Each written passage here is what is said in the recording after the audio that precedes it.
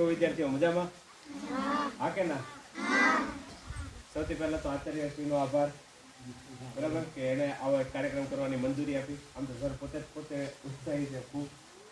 મેડમનો આભાર, શિક્ષકગણનો આભાર કે જેણે આ કાર્યક્રમ માટે જહેમત ઉઠાવી છે. તો કાર્યક્રમની શરૂઆત કરીએ. તમે બધા નાના બાળકો છો, ટોયલેટ જવું હોય, બરાબર, વોશરૂમ જવું હોય તો જવાની છૂટી છે. કલાકનો કાર્યક્રમ છે, બરાબર. આપણે કલાકમાં જેટલું લઈ શકાય એટલું. મોટા બાળકો હોય તો હું બેસાડી રાખું, પણ તમારે માની લો કે ટોયલેટ લાગે, ઠંડી તો વાતાવરણ છે, એટલે જવું હોય તો જઈ આવજો, બરાબર. એટલે પાણી પીવા જવું હોય, ટોયલેટ જવું હોય તો જઈ આવજો, બરાબર. જઈ આવવાનું, પાછું આવી બેસી જવાનું. તો કાર્યક્રમની શરૂઆત કરીએ. સ્વામીજી કહે છે કે 2 છોકરા કે 2 છોકરી છે. કેટલા? 2 છોકરા કે 2 છોકરી છે. એક છોકરો કે છોકરી છે એને દુનિયાના બધા પુસ્તકો વાંચ્યા. શું કર્યું? એને દુનિયાના બધા પુસ્તકો વાંચ્યા. બીજો છોકરો કે છોકરી છે એને ખાલી 5 જ સુવિચાર વાંચ્યા. કેટલા? 5. તો સ્વામીજી શું કહે છે કે કોની પાસે વધારે બુદ્ધિ, જ્ઞાન, આવડત છે? એને ખાલી 5 સુવિચાર વાંચ્યા છે એની પાસે. શું કામ? બરાબર, એવો તમને પ્રશ્ન થવો જોઈએ, કારણ કે આપણે વિદ્યાર્થી છીએ, આપણને પ્રશ્ન થવો જોઈએ. સ્વામીજી કહે છે કે જેને ખાલી 5 સુવિચાર વાંચ્યા હશે અને પોતાના જીવનમાં ઉતાર્યા છે એની પાસે વધારે બુદ્ધિ, જ્ઞાન, આવડત છે. એની પાછળનું કારણ શું? કારણ કે 5મા ધોરણવાળા વિદ્યાર્થી જે હશે એ દરરોજ શાળાએ હાલીને આવે ને, પણ પહેલા બીજા ધોરણવાળા હશે એના મમ્મી પપ્પા એને મૂકવા આવતા છે. એવું છે ને કે તમે પહેલા બીજા વાળા છે હાલીને જ આવે છે, મોટા ભાગના બધા હાલીને આવે, પણ જે હાવ નાના બાળકો હશે પહેલા વાળા, બરાબર, એના મમ્મી પપ્પા મૂકવા આવતા છે. શું કામ? કારણ કે એને રસ્તો ખબર નહીં હોય. તો ચોથા પાંચમા વાળા હોય, મોટા બાળકો હોય, એને રસ્તો જોયો એટલે એના મમ્મી પપ્પાને શું કે હું મારા ભાઈબંધ કે બેનપણ યાર આવી જાય, એવું જો કે નહીં? હા કે ના? તો તમે જ્યારે ઘરેથી નીકળો ત્યારે તમને ખબર હોય કે જમણી બાજુ ઝાડવું છે, ડાબી બાજુ પીપળો છે, બરાબર, દુકાન કઈ જગ્યાએ છે, ક્યાંથી વળવાનું, ડાબી બાજુ ખબર હોય કે નહીં? તો જે રસ્તા ઉપર તમે ચાલતા હો ને એની તમને માહિતી હોય, જે રસ્તા ઉપર તમે ન ચાલતા હોય એની તમને માહિતી ન હોય.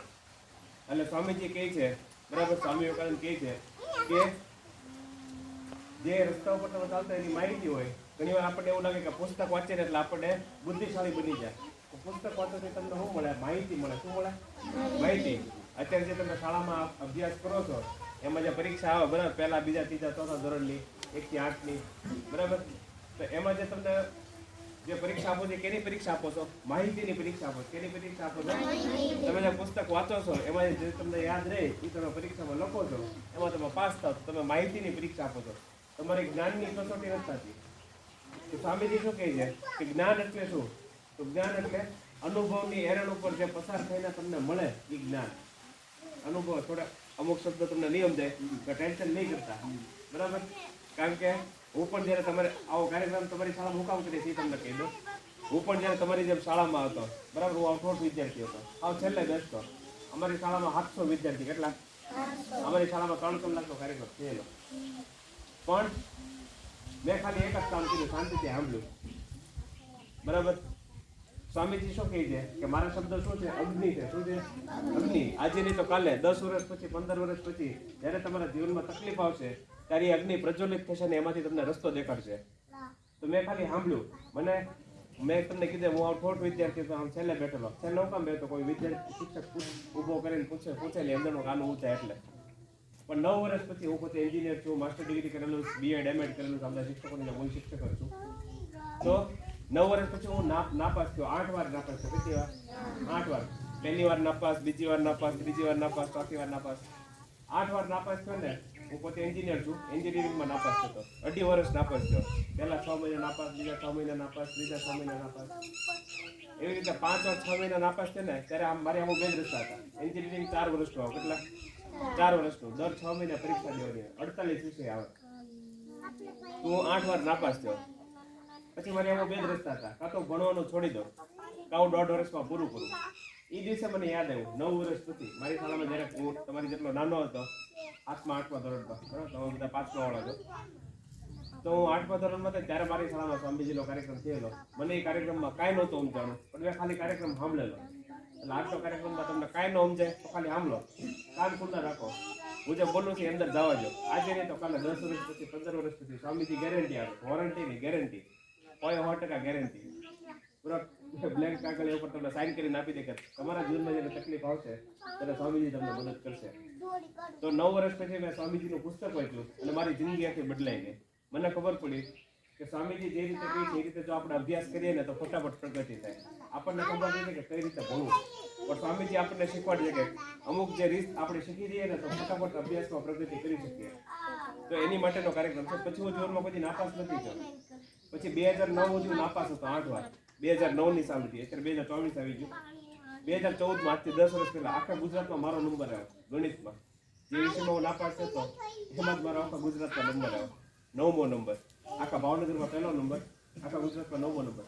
પછી મને ખબર પડી, પછી મારા બધા ભાઈબંધને અમુક બહેનો હતા, એને કીધું કે અભિષેકભાઈ, જે તમને માહિતી મળી છે એ તમારે ગામડે ગામડે પહોંચાડી હતી. ભારતને એક એટલે જેટલા લોકો ગુજરાતી ભાષા જાણે છે ગુજરાતમાં જ્યાં પહોંચી શકાય ત્યાં, કારણ કે આપણા રામકૃષ્ણ મિશનના ખાલી 5 જ સેન્ટર છે. તો જ્યાં આપણે આ અભ્યાસની માહિતી પહોંચાડી શકાય કે કઈ રીતે ભણવું જોઈએ, જો એ પહોંચાડી શકાય તો એટલા બધા જે વિદ્યાર્થીઓ નાપાસ થાય છે દર વર્ષે 10મા ધોરણમાં 7 થી 8 લાખ વિદ્યાર્થીઓ, કેટલા 8 થી 8 લાખ વિદ્યાર્થીઓ, એમાંથી 4 લાખ વિદ્યાર્થી નાપાસ થાય. કેટલા? 4 લાખ વિદ્યાર્થી નાપાસ થાય. એમાં ગણિત વિજ્ઞાનમાં હું ગણિતમાં જ નાપાસ થયેલો. ગણિત વિજ્ઞાનમાં સૌથી વધારે વિદ્યાર્થી નાપાસ થાય. તો આનો ઉકેલ શું? તો સ્વામીજી દેખાડે છે, સ્વામીજી રસ્તો દેખાડે છે.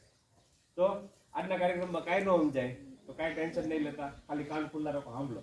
બરાબર? શું કરવાનું છે એ સ્વામીજી તમને પોતે, હું પ્રેરણા ન આપી શકું, મારી પાસે શક્તિ નથી. સ્વામીજી તમને પ્રેરણા આપશે જ્યારે તમારે જરૂર નથી ત્યારે. બરાબર? તો કાન ખુલ્લા રાખો, સાંભળો. તો જે રસ્તા ઉપર તમે દરરોજ ચાલતા હો ને એની તમને માહિતી હોય, જ્યાંથી તમને જ્ઞાન મળે. બરાબર? અનુભવની એરણ ઉપર જે વસ્તુ ટીપાય એમાંથી તમને જ્ઞાન મળે, બાકી તમને માહિતી દો. એટલે તો સ્વામીજી કહે છે કે જો પુસ્તકોમાંથી જ્ઞાન મળતું હોય સીધું, તો દુનિયાના સૌથી મોટા પુસ્તકાલયો છે. બરાબર? ટ્રિનિટી લાઇબ્રેરી છે દુનિયાની સૌથી મોટી. તે બધા ઋષિમુનિ ન બની જવા, એવું નથી. એટલે પુસ્તકમાંથી તમને ખાલી માહિતી મળે, જ્ઞાન કોઈ દિવસ ન મળે. બરાબર? આટલો ફેર છે. એટલે જે કાંઈ તમે પરીક્ષા આપો એ કેની આપો છો? માહિતીની પરીક્ષા આપો. કેની પરીક્ષા આપો? માહિતીની. બરાબર? જ્ઞાનની પરીક્ષા નથી આપતા. એટલે સ્વામીજી કહે છે કે જે છોકરા કે છોકરીએ ખાલી 5 સુવિચાર વાંચ્યા છે અને પોતાના જીવનમાં ઉતારવાની કોશિશ કરી છે, એની પાસે વધારે બુદ્ધિ, જ્ઞાન ને આવડત છે. તો આજે આપણે કેટલી વસ્તુ શીખશું? 5. બરાબર? કલાકમાં જેટલું લે કાંઈ એટલું. બરાબર? એવું કાંઈ નથી. જનરલી 5 વસ્તુ લઉં ત્યારે 1 કલાક 20 મિનિટ થઈ જાય છે. આપણે 1 કલાકનો કાર્યક્રમ રાખશું. 4 વસ્તુ શીખી શકશું. 3 શીખે 3. બરાબર? તો પહેલી વસ્તુ છે આત્મશ્રદ્ધા. શું છે? આત્મશ્રદ્ધા. આત્મશ્રદ્ધા એટલે શું, કોઈ કહી શકે? બહેનો ભાઈઓમાંથી ભગવાન કીધું હતું હું પેલા વિશ્વાસ કોના પર હોવો જોઈએ? પેલા પોતાની, હા, એ આત્મશ્રદ્ધા છે. પોતાની જાત પર વિશ્વાસ હોય એ તો તારો સંશય આત્મા વિનાશથી બોલે છે ને ટૂંકમાં. ભગવદ્ ગીતાનો શ્લોક છે ને, સંશય આત્મા વિનાશથી. જે લોકોને સંશય હોય એનો નાશ થઈ જાય. સર તમને આટલું બધું જોરદાર શીખવાડે છે. બરાબર? આટલા મારે તો કાંઈ કહેવાની જરૂર નથી, પણ તોય તે પહેલો મુદ્દો છે આત્મશ્રદ્ધા. શું છે? આત્મશ્રદ્ધા. સ્વામીજી શું કહે છે કે જૂના ધર્મોએ કેવું છે, બધા જૂના ધર્મો હતા. બરાબર? એને એવું કીધું કે ભગવાનમાં વિશ્વાસ રાખો, ભગવાનમાં શ્રદ્ધા રાખો. જેને ભગવાનમાં શ્રદ્ધા નથી નાસ્તિક છે. નવો ધર્મ શું કહે છે? જેને પોતાની જાતમાં શ્રદ્ધા નથી ની નાસ્તિક છે. એટલે જો તમારે ભગવાનની નજીક જાઓ તો સૌથી પહેલી જરૂર છે તો પહેલા પોતાની જાત ઉપર વિશ્વાસ હોવો. તમને તમારી જાત ઉપર જ વિશ્વાસ ન હોય તો તમે જિંદગીમાં કાંઈ ન કરી શકો. સ્વામીજીએ આખા ભારતમાં પરિભ્રમણ કર્યું. અમેરિકા ગયા, યુરોપ ગયા. એને 5 નાના નાના બાળકો બોલાવ્યા તમારી જેમ. અને અમેરિકા અને યુરોપમાં બોલાવ્યા ને ત્યાં તો બહેનો માટે શિક્ષણ હતું. આપણા ભારત દેશમાં તો બહેનો માટે શિક્ષણ હતું. ખાલી મહારાષ્ટ્રમાં સાવિત્રીબાઈ ફૂલે હતી ને એને 4-5 શાળા ચાલુ કરેલી. પણ આખા દેશમાં દીકરીઓ માટે શાળા નહોતી. તો અમેરિકા યુરોપમાં ગયા ને તો ત્યાં 5 નાના નાના છોકરા ભાઈઓ બહેનોને બોલાવીને પૂછ્યું કે કેન યુ ડુ ધીસ? શું તમે આ કામ કરી શકશો? તો એ બધા છોકરા છોકરી આંખમાં આંખ નાખીને જવાબ આપે, yes we can do this, અમે આ કામ કરી શકશું. સ્વામીજી ફરતા ઇંગ્લેન્ડ ગયા. અંગ્રેજો જે આપણી ઉપર 250 વર્ષ રાજ કરી ગયા, ત્યાં એ બોલાવ્યા બાળકોને. પહેલા અમેરિકા ગયા, ત્યાં બોલાવ્યા. પછી ઇંગ્લેન્ડ ગયા, ત્યાં તમારી જેટલા નાના નાના બાળકો હતા એને બોલાવીને પૂછ્યું કે શું તમે આ કામ કરી શકશો? એ બધે આંખમાં આંખ નાખીને જવાબ આપે, yes we can do this. Swamiji ભારતમાં આવ્યા, 5 નાના બાળકોને બોલાવ્યા તમારી જેટલા, અને પૂછ્યું કે શું તમે આ કામ કરી શકશો? Can you do this? એ બધા નીચું જોવા માંડ્યા. તો સ્વામીજી કે આની પાછળનું કારણ શું? આપણે નીચું કેમ જોવા માંડ્યા ભારતવાળા? એની પાછળનું કારણ છે આપણે શું ગુમાવી દીધું? આત્મશ્રદ્ધા. શું ગુમાવી દીધું? આત્મશ્રદ્ધા. 1000 વર્ષની ગુલામીને કારણે આપણે આત્મશ્રદ્ધા ગુમાવી બેઠા. આપણે શું, આપણા બાપ પણ એવું નહીં કહી શકે કે મને મારી જાત ઉપર શ્રદ્ધા છે. તો સ્વામીજી કહે છે કે જીવનમાં જ્યારે મોટું કામ કરવું હોય, કેવું કામ કરવું હોય? મોટું. નાનું નહીં મોટું કામ, તો શું રાખવું પડે? આત્મશ્રદ્ધા રાખવી પડે. શું રાખવું પડે? આત્મશ્રદ્ધા. મોટા ભાગના માણસો પર આત્મશ્રદ્ધા હોતી નથી, એટલે જીવનમાં સફળ બનતા નથી. તો સૌથી પહેલી કેની જરૂરિયાત છે? આત્મશ્રદ્ધાની. કેની જરૂરિયાત છે? જો તમને ખબર તો પડી કે આત્મશ્રદ્ધા એટલે આત્મશ્રદ્ધા જરૂરી છે, પણ આત્મશ્રદ્ધા છે હું પોપટ છે, ચકલી છે? પોપટ ચકલી નથી. આત્મશ્રદ્ધા એટલે પોતાની જાત પર વિશ્વાસ. બરાબર? તો હું તમને એક વાર્તા કહું. આ કાર્યક્રમ તો હમણાં પૂરો થઈ જાય, અહીંથી વયો પણ જઈશ. બરાબર? પછી તો બધા શિક્ષકો તમને ભણાવવા મળશે, તમે તો ઘરે જઈને ખાઈ ભૂલી જાઓ. બરાબર? પણ હું આ વાર્તા કહીશ તો તમને યાદ રહેશે. બરાબર? નકર તો આત્મશ્રદ્ધા તમને ભૂલાઈ જશે. તો હું તમને એક વાર્તા કહું. એક છોકરી તેનો જન્મ થયો ભારત દેશમાં, દક્ષિણ ભારતમાં. ક્યાં? દક્ષિણ ભારતમાં, સાઉથ ઇન્ડિયા. બરાબર? સર તમને હમણાં ઇંગ્લિશ શીખવાડતા હતા ને, તો ઇંગ્લિશમાં સાઉથ ઇન્ડિયા અને દક્ષિણ ભારત કહેવાય. તો દક્ષિણ ભારતમાં એક દીકરીનો જન્મ થયો. બરાબર? અને પહેલેથી દીકરી ભણવામાં ખૂબ હોશિયાર. અને પહેલેથી તે દીકરીનો પહેલો નંબર આવે. 1 થી 10 ધોરણ એને કન્નડ ભાષામાં કીધું. તમે બધા અત્યારે ગુજરાતી ભાષામાં ભણો. કેમાં ભણો છો? બરાબર? ગામડામાં તમને ઇંગ્લિશ શીખવા મળે તો એની માટે આચાર્ય સાહેબનો ખૂબ આભાર કે ગામડામાં અત્યારે કોઈ ઇંગ્લિશ નથી શીખવાડતું. એ જેમ જેમ હું તમને કાર્યક્રમ આગળ કહીશ ને એટલે તમને ખબર પડશે કે ગામડામાં ઇંગ્લિશની કેટલી માથાકૂટ છે. તો આજે શહેરમાં ઇંગ્લિશ મીડિયમમાં એડમિશન લેવાતું વાલીઓનો ધસારો હોય, પણ સર તમને અહીંયા રીતે ગામડામાં આટલા દૂર, બરાબર, ભાવનગરથી 20 કિલોમીટર દૂર ઇંગ્લિશ પડી ગયો. તો આજે છોકરી હતી એ કન્નડ ભાષામાં ભણતી હતી, પહેલેથી જ તે હોશિયાર. અને કન્નડ ભાષા આપણે બધા ગુજરાતી ભાષામાં ભણીએ, કારણ કે આપણે ગુજરાત રાજ્ય ભણીએ, આપણે જે બોલીએ છીએ એ ગુજરાતી ભાષા. તો આ દીકરી કન્નડ ભાષામાં ભણી એટલે જીવનમાં એને સૌથી પહેલો ફ્રેન્ડ કેની સાથે થયો? કન્નડ ભાષા. એને ખબર પડી કે આ ભાષા બહુ મહાન છે, આની અંદર કેટલા બધા કવિઓ, લેખકો, સાધુ, સંતો, બરાબર, અને પુરાણો અને વેદો કેટલું બધું લખેલું છે અને ખૂબ સરસ લખેલું છે. 11મું 12મું ધોરણ હતું એને અંગ્રેજી ભાષામાં કીધું.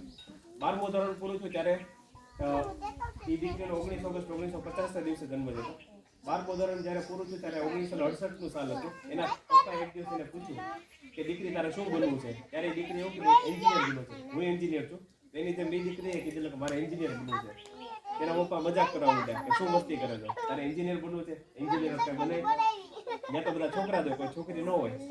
એ છોકરી કઈ ગંભીર થાય, મારે તો એન્જિનિયર જ બનવું છે. સમજાણું? અને એના પપ્પા કે આ છોકરી નહીં માને. જે હોશિયાર વિદ્યાર્થી હોય ને એ કોઈનું ન માને, શિક્ષકનું ન માને ને માતા પિતાનું ન માને. એના પપ્પા કે કાંઈ એમ નહીં માને. એના કાકા, મામા, ફૂઈ, ફુવા બધાને કીધું કે આ છોકરીને સમજાવ કે એન્જિનિયર ને ડોક્ટર બને કે નર્સ બને, એન્જિનિયર ન બને. બધે સમજાવવાની કોશિશ કરી પણ એ છોકરી કાંઈ સમજી નહીં. એને કીધું મારે તો એન્જિનિયર જ બનવું છે. એના પપ્પાએ એડમિશનનું ફોર્મ કર્યું. પહેલેથી દીકરી ભણવામાં તો હોશિયાર હતી. પહેલા ધડાકે ત્યાં એડમિશન મળી ગયું. એડમિશન મળી ગયું એટલે પ્રિન્સિપલ સાહેબને મળવા જાય. તમારે કેમ સર છે? પ્રિન્સિપલના ઘણા બધા વાલીઓ મળવા આવતા, કેટલા બધા માણસો મળવા આવતા હોય. તો પ્રિન્સિપલને મળવા જાય તો પ્રિન્સિપલને વિનંતી કરી, હે સાહેબ, મારી એકની એક દીકરી છે, તમે ખૂબ ધ્યાન રાખજો. પ્રિન્સિપલે કીધું કાંઈ વાંધો નહીં, અમે અમારી રીતે જે કાંઈ મદદ થશે એ કરશું. અને પછી દીકરીનો પહેલો દિવસ હતો ત્યારે બેન આવ્યા. બેનને એક રૂમ આપ્યો હતો. જ્યારે બેને પગ લીધો ત્યારે રૂમે કાંઈ સાફ નહોતો કર્યો, બધું ધૂળ ધૂળ હતું. પછી ઓલો પટ્ટાવાળા આવ્યો ડોર લઈને પોતો કરવા હતો, ઉંદર અને હાવડી લઈને. પછી તે બેને હાવડી લઈને પોતું કરી નાખ્યું, બરાબર, બધું સાફ કરી નાખ્યું, કારણ કે કાંઈ સાફ નહોતું કર્યું. પહેલો દિવસ હતો. જ્યારે ભણવા ગઈ ને ત્યારે બધા છોકરા હતા, કોઈ છોકરી નથી. તો બધા છોકરા રાડું પાડવા માંડ્યા, એ છોકરી તું ઓળી કોણ છો? નવી નવી હાલ નીકળાઈ હતી, તું ઓળી કોણ છો ભણવા? કોકે ગાલું દીધી, કોકે કાગળિયાનો ડૂબતો માર્યો, અને જેવી કોકે દુપટ્ટો ખેંચ્યો, અને જેવી છોકરી બેસવા ગઈ ને તો પાટલી ઉપર પાણી ઢોળી દીધું. આટલી છોકરી બેસીને હોય કે આવું 1 દી 2 દી 3 દી 4 દી 5 દી 6 દી 7 દી 8 દી 9 દી 10 દી 1 મહિના 2 મહિના 3 મહિના 4 મહિના 1 વર્ષ પસાર થયું. કેટલો? 1 વર્ષ પસાર થયું. 12 મહિના પસાર થયા. એ છોકરી એક પણ શબ્દ ન બોલે, જે કાંઈ થાય ખાલી જોયા કરે. 1 વર્ષ પસાર થયું ને ત્યારે એનું પરિણામ જાહેર થયું. પરીક્ષા આવે ને એનું પરિણામ જાહેર થયું. અને છોકરીનો આખી યુનિવર્સિટીમાં પહેલો નંબર. કોલેજમાં નહીં, આખી યુનિવર્સિટીમાં કેટલી બધી કોલેજ છે. તમારે કેમ આ શાળા છે? એવું ક્લસ્ટર હોય ને, ક્લસ્ટરમાં કેટલી બધી શાળાઓ, CRC BRC આવે ને, તમારા સાહેબને કોમથી પૂછજો કે સાહેબ BRC CRC શું છે, તો એ તમને માહિતી આપશે. એમાં કેટલી બધી શાળાઓ, તમારે રમતોત્સવ ને એવું હોય, એવું બધું હોય ને, તેમાં ઘણી બધી શાળાઓ હોય. સમજાણું? તો આખી યુનિવર્સિટીમાં એ છોકરીનો પહેલો નંબર આવ્યો. અને જેવો એ છોકરીએ દરવાજાની અંદર પગ મૂક્યો ને તો જે બધા છોકરા એની ઠેકડી ઉડાડી હતી, મજાક ઉડાડી હતી, ગાળું દીધી હતી, બરાબર, મશ્કરી કરી હતી, એ બધા છોકરા એને સલામ કરી કે અમે તને ગમે એટલી હેરાન કરી, તારી મશ્કરી કરી, મજાક કરી, તો પણ તું જીવનમાં હિંમત હારી નહીં. આજે હિંમત ન હારવું એને શું કહેવાય? આત્મશ્રદ્ધા. શું કહેવાય? આત્મશ્રદ્ધા. સ્વામીજી શું કહે છે કે આખી દુનિયા તમારી સામે તલવાર લઈને ઊભી રહી જાય. શું લઈને ઊભી રહી જાય? તલવાર લઈને ઊભી રહી જાય.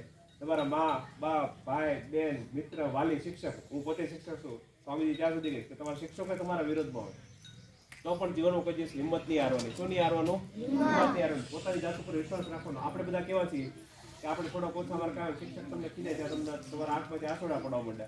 ત્યાર પછી તમે શું કરો? છોકરા હોય ને છોકરીઓ નાકમાંથી આંસોડા પડો, છોકરા વગર ચોપડીને ઘા કરી દે. હવે ભણવું જ નથી. આ સાહેબ બહુ ખીજા કરે. આ સાહેબ તો ખીજાવાનું મશીન છે. પછી એવું પણ શિક્ષક તમારા હારા માટે કહેતા આ દુનિયામાં બે વ્યક્તિ એવા છે કે જે હકીકતમાં તમને પ્રેમ કરતા હોય. એ લોકો લાગણીથી જોડાયેલા. કોણ? એક તો તમારા મમ્મી પપ્પા, જે તમે પ્રગતિ કરો તો બહુ ખુશ થાય. અને બીજો કોણ? શિક્ષક. શિક્ષક તમને ખીજાય, શિક્ષક તમારી હારે રહે કેટલા બધા વર્ષો સુધી, એ તમારા ભવિષ્યનું ઘડતર કરે. એટલે આ બે વ્યક્તિ એવા હોય કે જે ખીજાય તો કોઈ દિલ ઉપર ન લેવું. અને માની લો કે તમને ખીજાય તો એ કઈ રીતે લેવું? તો સ્વામીજી કહે છે કે જ્યારે તમને શિક્ષક ખીજાય, બરાબર, ત્યારે તમારે એમ વિચારો કે આ વખતે તો આ સાહેબ મને કહી ગયા, કે આ મેડમ મને કહી ગયા, પણ આગલા વર્ષો એટલી મહેનત કરીશ કે આ શિક્ષક કે મેડમનો ખીજાવાનો મોકો નહીં. આ જ શિક્ષક કે મેડમ છે એ મારી વાહ વાહ કરશે. બરાબર, એટલે આવી રીતે વિચારવાનું. ખરાબ વિચારો નહીં કરવાનો. ખરાબ વિચારો કરશો તો તમે જિંદગીમાં કોઈ આગળ વધી શકશો નહીં. એટલે સ્વામીજી કહે છે કે આત્મશ્રદ્ધા રાખો, પોતાની જાત ઉપર વિશ્વાસ રાખો. પોતાની જાત ઉપર વિશ્વાસ રાખશો, ઓછા માર્ક આવે તો એમ કહો કે હું ભયંકર મહેનત કરીશ અને આગળ આવીશ. હિંમત નહીં હારી જવાની. બરાબર, તો સ્વામીજી કહે છે કે આત્મશ્રદ્ધા રાખો. આજે છોકરી હતી ખાલી ન્યાજ ન અટકી, પણ એણે માસ્ટર ડિગ્રી કર્યું IISc Bangalore, Indian Institute of Science બેંગ્લોરમાંથી, જેની સ્થાપના સ્વામી વિવેકાનંદના વિચારોથી થયેલી. આપણે સમય ઓછો છે એટલે હું ફટાફટ નાની નાની ટુકડામાં વાત આગળ વધારે. બરાબર, તો IISc બેંગ્લોરની સ્થાપના થયેલી એની અંદર એ બેને કોમ્પ્યુટર સાયન્સ, આજથી 54 વર્ષ પહેલા, કેટલા? 1970ની સાલમાં એણે કોમ્પ્યુટર એન્જિનિયરિંગ કર્યું. આજે તો તમારી ગામડાની શાળામાં પણ કોમ્પ્યુટર છે. ત્યારે તો આખા ભારતમાં કોઈને ખબર નહીં કોમ્પ્યુટર એટલે શું કહેવાય. એ સમયે એ દીકરીએ કોમ્પ્યુટર સાયન્સમાં એડમિશન લીધું અને પાસ થઈ ગઈ. પહેલેથી એ દીકરી હોશિયાર હતી. નોકરી કરવા ગઈ, ટેલિકોમમાં એને નોકરી મળી પહેલી. તો ત્યાં એને જોયું કે બહેનો માટે કંઈ વ્યવસ્થા જ નથી. ટોયલેટની વ્યવસ્થા નથી, પીવાના પાણીની વ્યવસ્થા નથી, રેસ્ટરૂમની વ્યવસ્થા નથી, પેન્ટ્રીની વ્યવસ્થા નથી, કાંઈ સુવિધા જ નથી. એને પત્ર લખ્યો એના માલિકને. ત્યારે ટેલ્કોની અંદર 95 કંપની કામ કરતી. કેટલી? 95. ભારતની સૌથી મોટામાં મોટી કંપની ટેલ્કો. તો એ સમયે એને પત્ર લખ્યો એના માલિકને કે તમે મને નોકરી તો આપી, પણ અહીં કંઈ સુવિધા તો થાય ને બહેનો માટે. બીજી કોઈ બહેન હોય ને કે છોકરી હોય ને હિંમત હારી જાય કે આપણે પત્ર નથી લખો, પત્ર લખતું તો આપણે નોકરીમાં જ કાઢી નાખશે. પણ આ છોકરી કાંઈ ડરપોક નહોતી, એ તો શક્તિશાળી હતી. એને પોતાની જાત ઉપર વિશ્વાસ હતો. એને પત્ર લખ્યો અને એના માલિકે સામેથી પત્ર લખ્યો કે મને માફ કરી દેજો બેન, મારી ભૂલ થઈ ગઈ. બરાબર, અમારી ભૂલ થઈ ગઈ કે અમે તમને નોકરી રાખ્યા. નોકરી તો રાખ્યા પણ તમારી માટે સુવિધા નથી કરી.